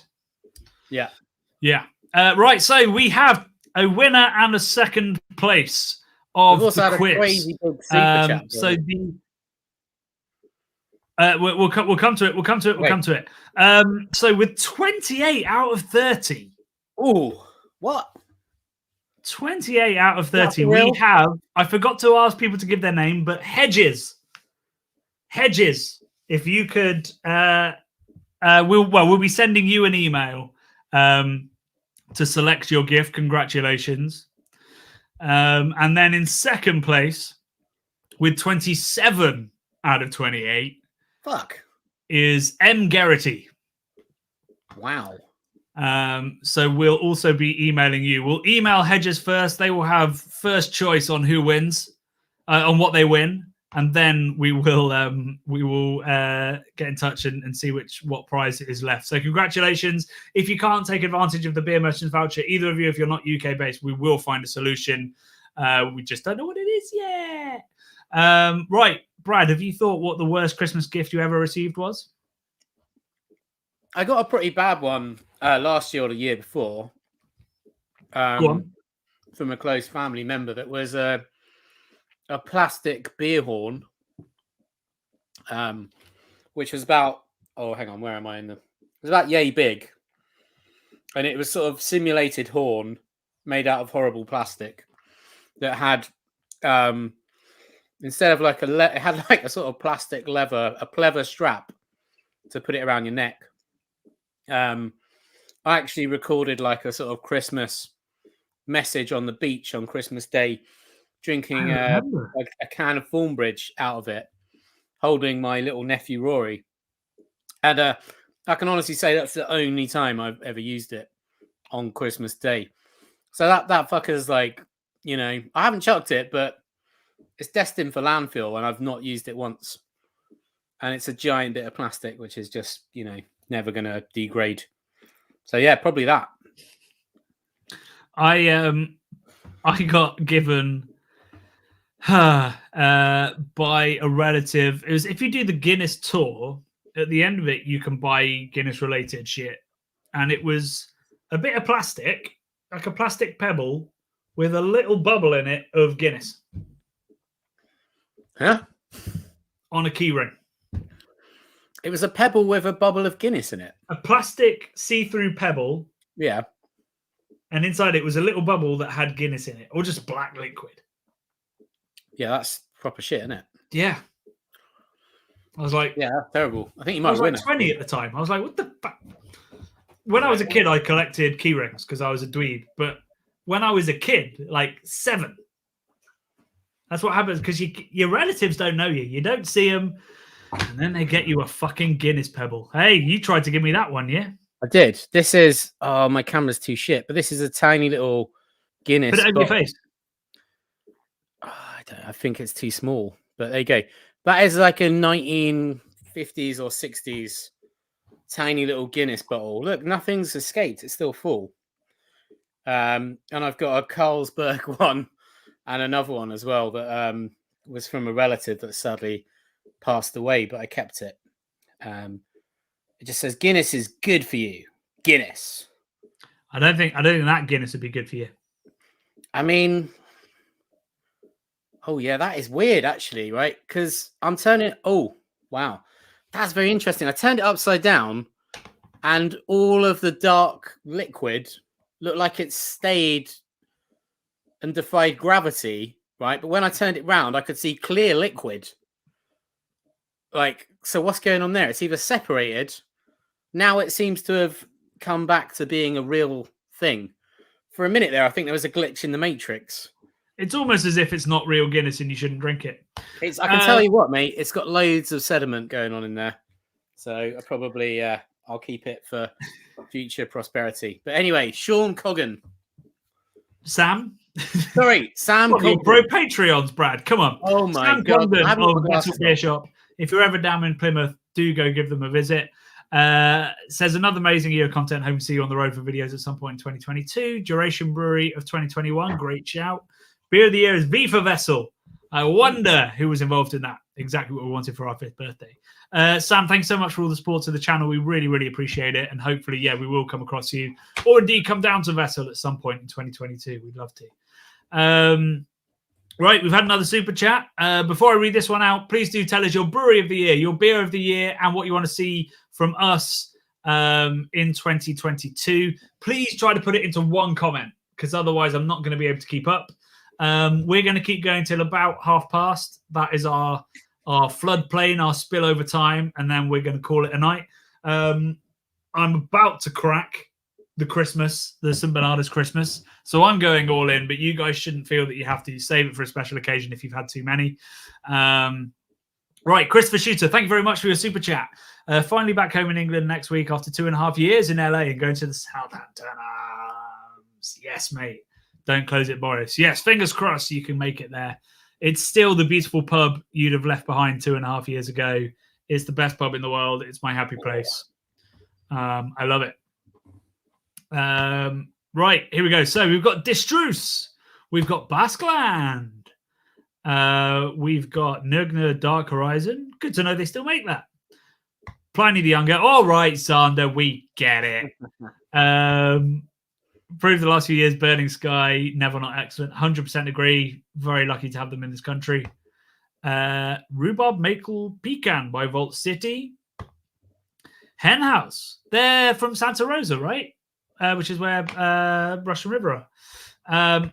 Is there a plan for a live brew along? Yes, there is, Andy. There are. I'm going to let you know as soon as I can, but it's either going to be for the Brave Noise campaign. It'd be lovely to do all of us brew the Brave Noise, maybe give it a little twist ourselves as home brewers. Or we'll do a separate one and we'll come up with a cool concept and all brew together. And I think maybe we come up with a style and everyone can share recipes and stuff like that. So there will 100% next year be a live brew along. Definitely.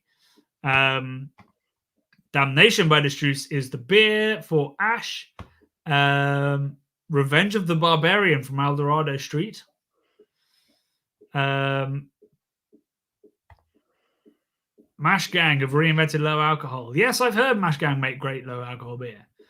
Boundary in Northern Ireland, absolutely. Caracino from Mad Squirrel. My local. I didn't come across that. Both had fantastic years. The fresh hop from 5 Points was unreal this year. Overtone, great brewery.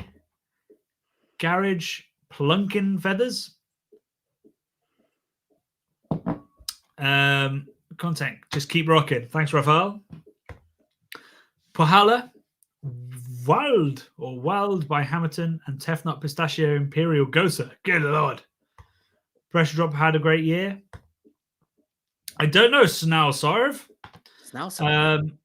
We've got a super chat. Sorry. Thank you, Carl. Super appreciate it. We've got another super chat somewhere. There we go. My first full year following you both in a great last show tonight. Beer of the year, Sunny Spells. Hey! Oh, look at that. Did you pay that one, Johnny? Thank you very much, Hayden. Much appreciated. Glad you enjoy the beer. And Unity, absolutely great brewery. And really enjoyed the video we did with them this year. Where were we? Beer of the year, Overtones Heavy Pop. I need to crack open my next beer. What does Paul Reeve got to say for himself? Northern Monk Fresh. Didn't come across that one. Beak had a great year. Beak were in our breweries to watch this year, so I'm glad they've done really well. I've just had the arrival of the final brewery to watch out for this year, so we'll be filming that in early January, along with our trends of the year.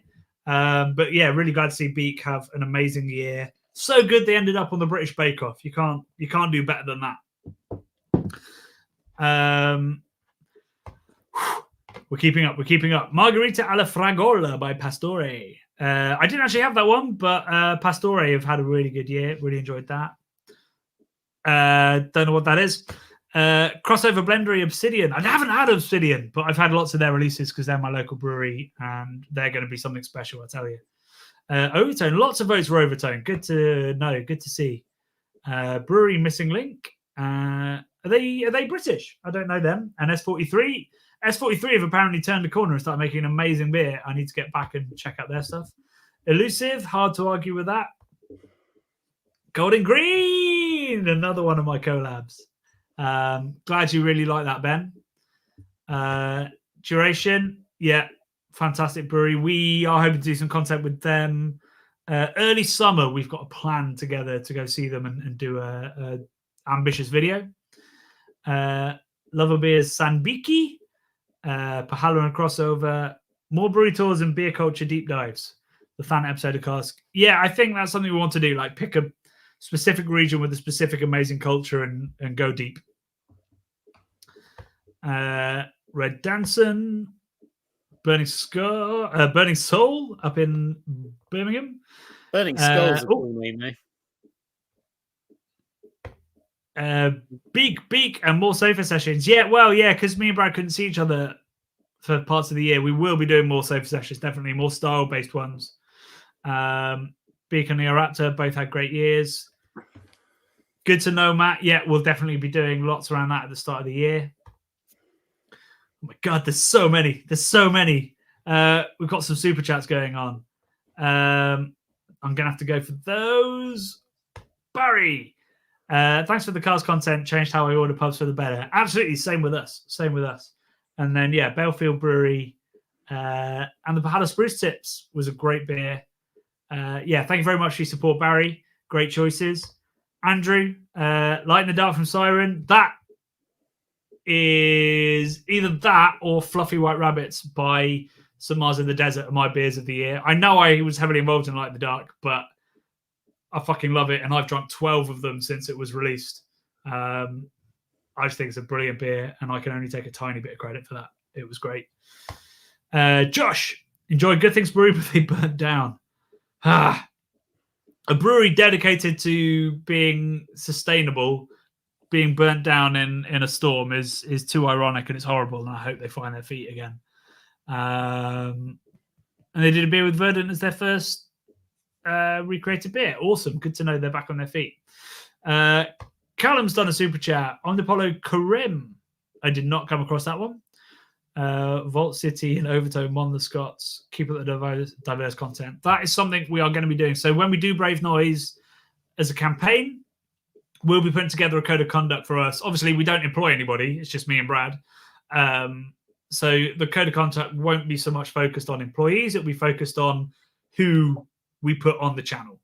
So making sure that everybody we put on there is ethical, doing more research, and knowing just knowing more about the breweries that we put on there, because we have made mistakes in the past for which we apologize, and putting breweries that don't deserve to have any kind of promo, and we're going to make sure that never happens with our code of conduct. So yeah, lots more diverse content. Hopefully, Rock Leopard we've been trying to do for ages and haven't quite put it together. Echo, I want to do one with Queer Brewing. Really hoping we can do something with them. There's lots of stuff we want to do to show all the amazing and very diverse voices in craft beer, and show it's not just people that look like me and Brad that do it, because it's not. It's really not.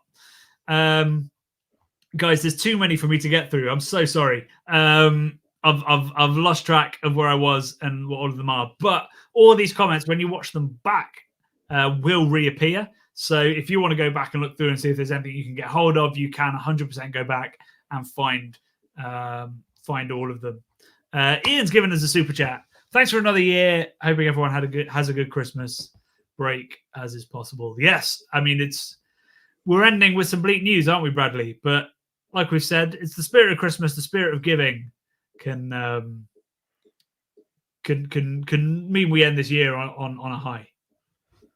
Yeah, I think if hopefully if everyone's sensible, we can all sort of have a semi all right Christmas. There's a Christmas song lyric in the making if ever I heard one. Yeah, I mean, for me, like my beers of the year, they're not even so much about who's made the beer or what the beer is. It's been totally experiential for me. So my first beer after lockdown 1 at my local, the Dog and Bell, drinking. I took a photo of it earlier. That looks nice, Johnny. This was from when was this? Let me see. 12th of April, which I think was after lockdown 1.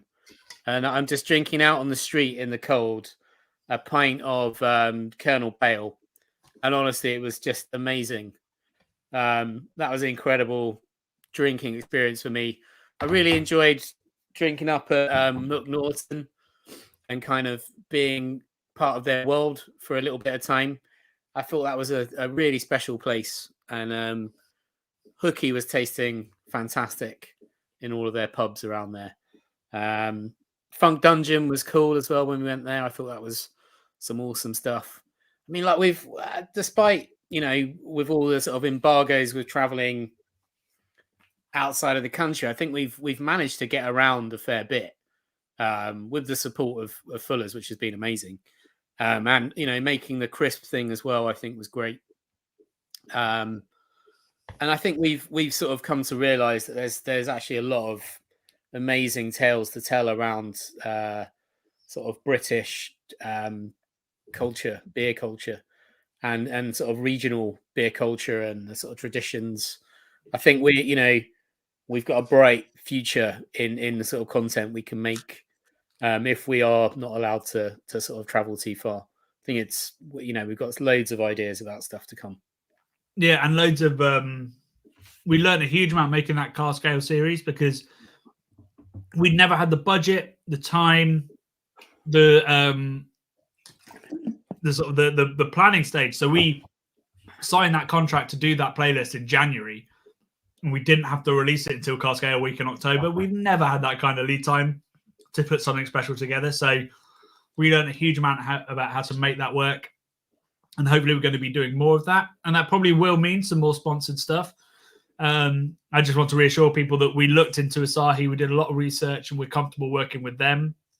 And we'll continue to do significant research into anybody that we work with and make sure that when we are sponsored, it's for the right reasons and by the right people. So, Asahi's aim was to get Car Scale cool again. And they came to us. And that aim is super ethical as far as we're concerned. And then we looked at Asahi and looked at what they do.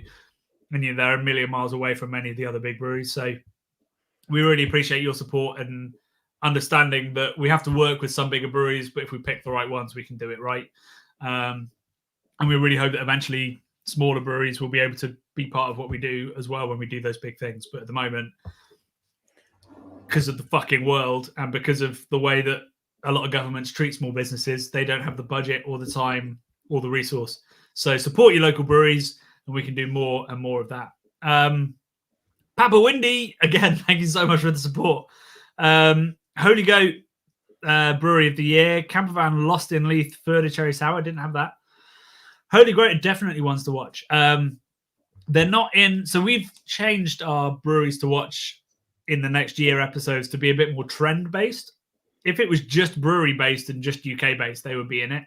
But they aren't in a trend that we think is going to go somewhere this year. But that doesn't mean Holy Goat won't. And I've heard amazing things. I've had some tasty stuff.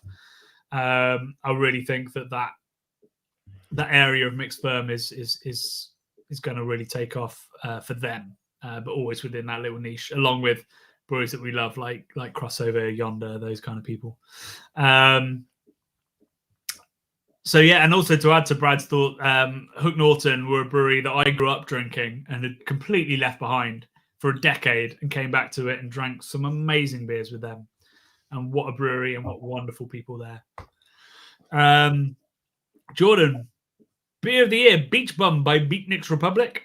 Brewery of the Year, Beak. Come to the Northwest, Chester's beer scene is booming.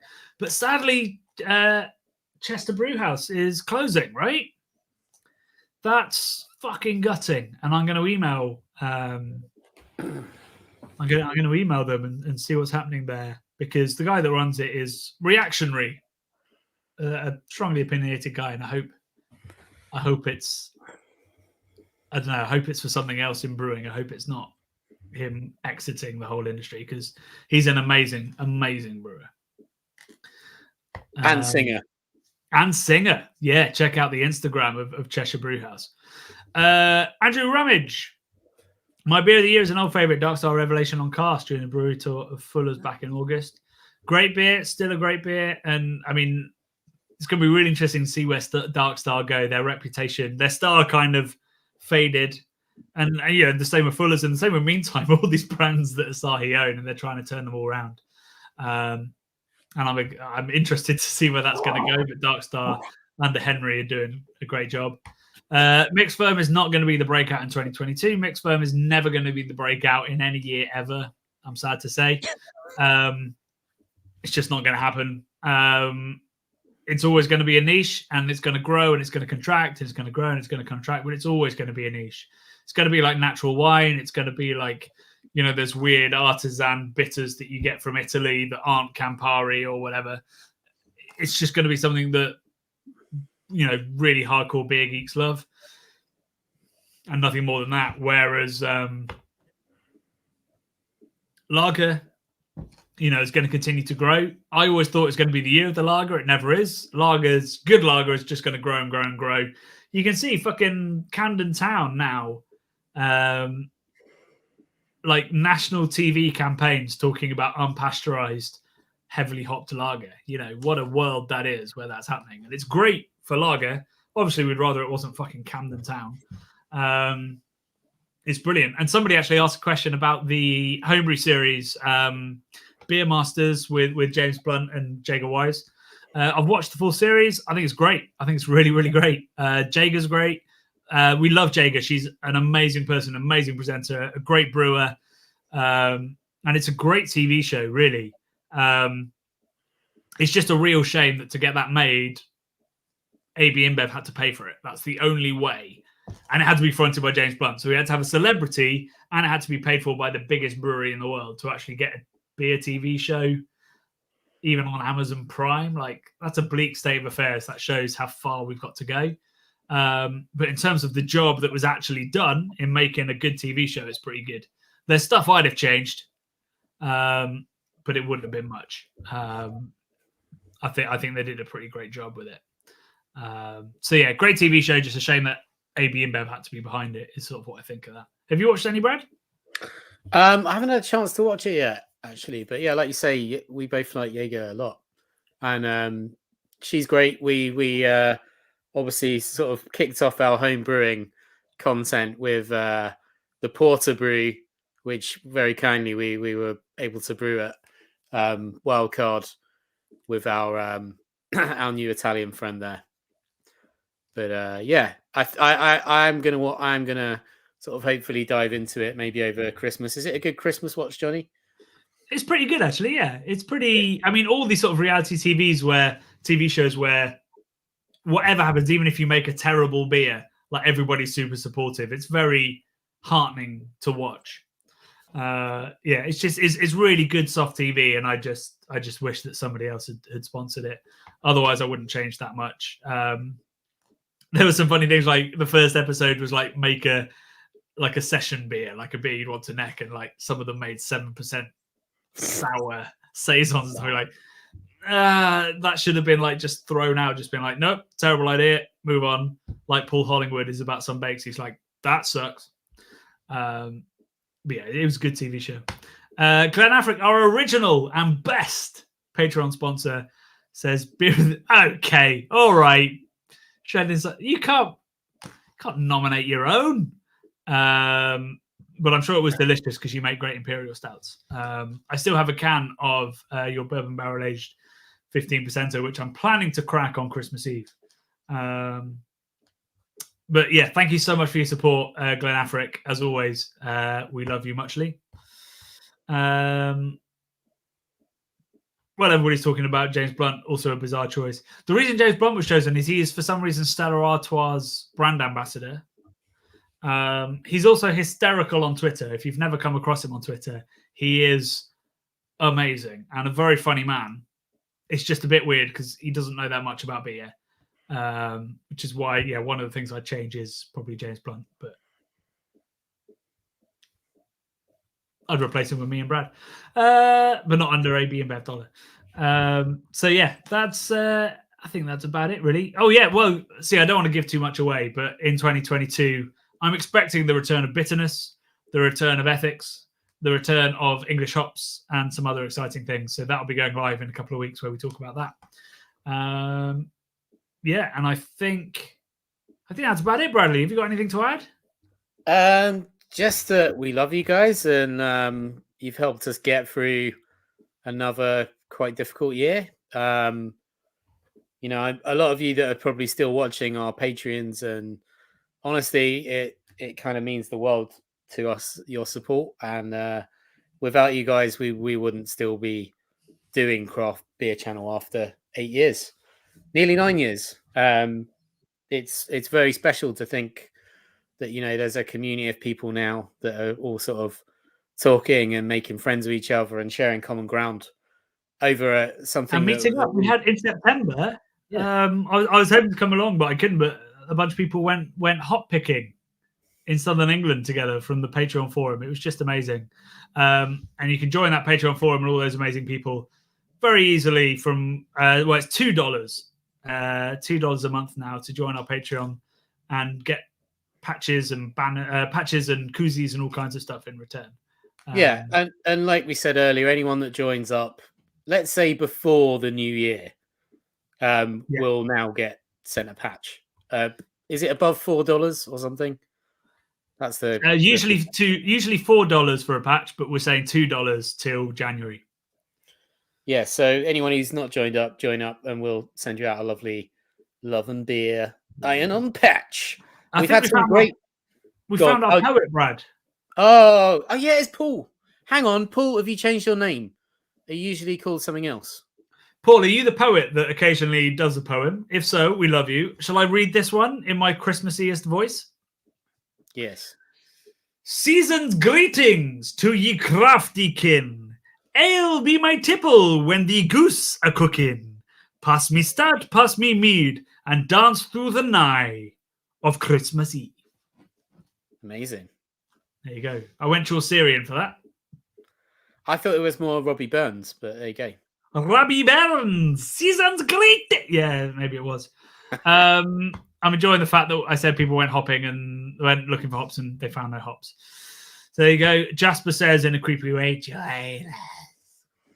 But seriously, do join us because it's the most amazing little platform. It's the best thing we've ever done, just chatting away to people. And Brad and I are on there, almost daily. I haven't been on there much because of things, but when things... Well, no, I'm a parent now. It's never going to change. But I will hopefully be on there more. And we have a wonderful time on there. So, yeah, thank you so much to everybody who's joined us on this epic live show. It's been an absolute joy hosting you. It's been an absolute joy doing, we say it a lot, but craft beer channel is a job for us, but it's also what gets us through the fucking day, particularly in dark times like this. So we can only thank everybody that views, everybody that supports, everybody that sponsors 1,000 times. You're all wonderful and amazing, and we're so honored to have you with us. So we're going to leave it there. We've got a video on Wednesday, the second half of our Christmas brew. So that'll go live 4 p.m. on Wednesday. But otherwise, we'll see you again. I think second week of January, we'll be kicking up the content again. But our Discord forum almost literally never sleeps. So join that, and you'll always have a beery friend to chat to. And yeah, please do join our Patreon. Please do keep watching. Please do, most importantly, oh God, where's my banner? There it is. Support ethical retailers and brewers, so that we can build a better industry and a better world through beer. Because at the end of the day, as well as enjoying beer, that's what it's all about. So, Bradley, any last Christmas message? Merry Christmas, you filthy animals. We love you. Keep cool as a cucumber. It's just great. I feel so lucky to be a part of Craft Beer Channel, and honestly, it gives my life a bit of purpose. Sometimes I'm like, I have a sort of existential crisis about where I am in the world, but then I remember that I've got this thing that I do on a weekly basis where I get to hang out with my buddy and drink great beer, and people seem to like it, and it keeps me going. You know, it's like a wonderful, wonderful part of my life. So thank you all. We wouldn't be doing this without you. Amen. I can only echo that. So God bless you all. Beer bless you all. And we'll see you on Wednesday, and then on New Year, after New Year, not on New Year. Papa Windy in with a last minute. Wow, a last minute. wow. God Windy, damn it, Papa Windy. You're my favorite person. You've made our Christmas. Please do, drop us an email, craftbeerboys@gmail.com. We'd love to jump onto that forum and have a chat about what we could do. But otherwise, it's love and beer from me and love and beer from Bradley. And we'll see you in a couple of weeks. Have an amazing fucking Christmas and New Year.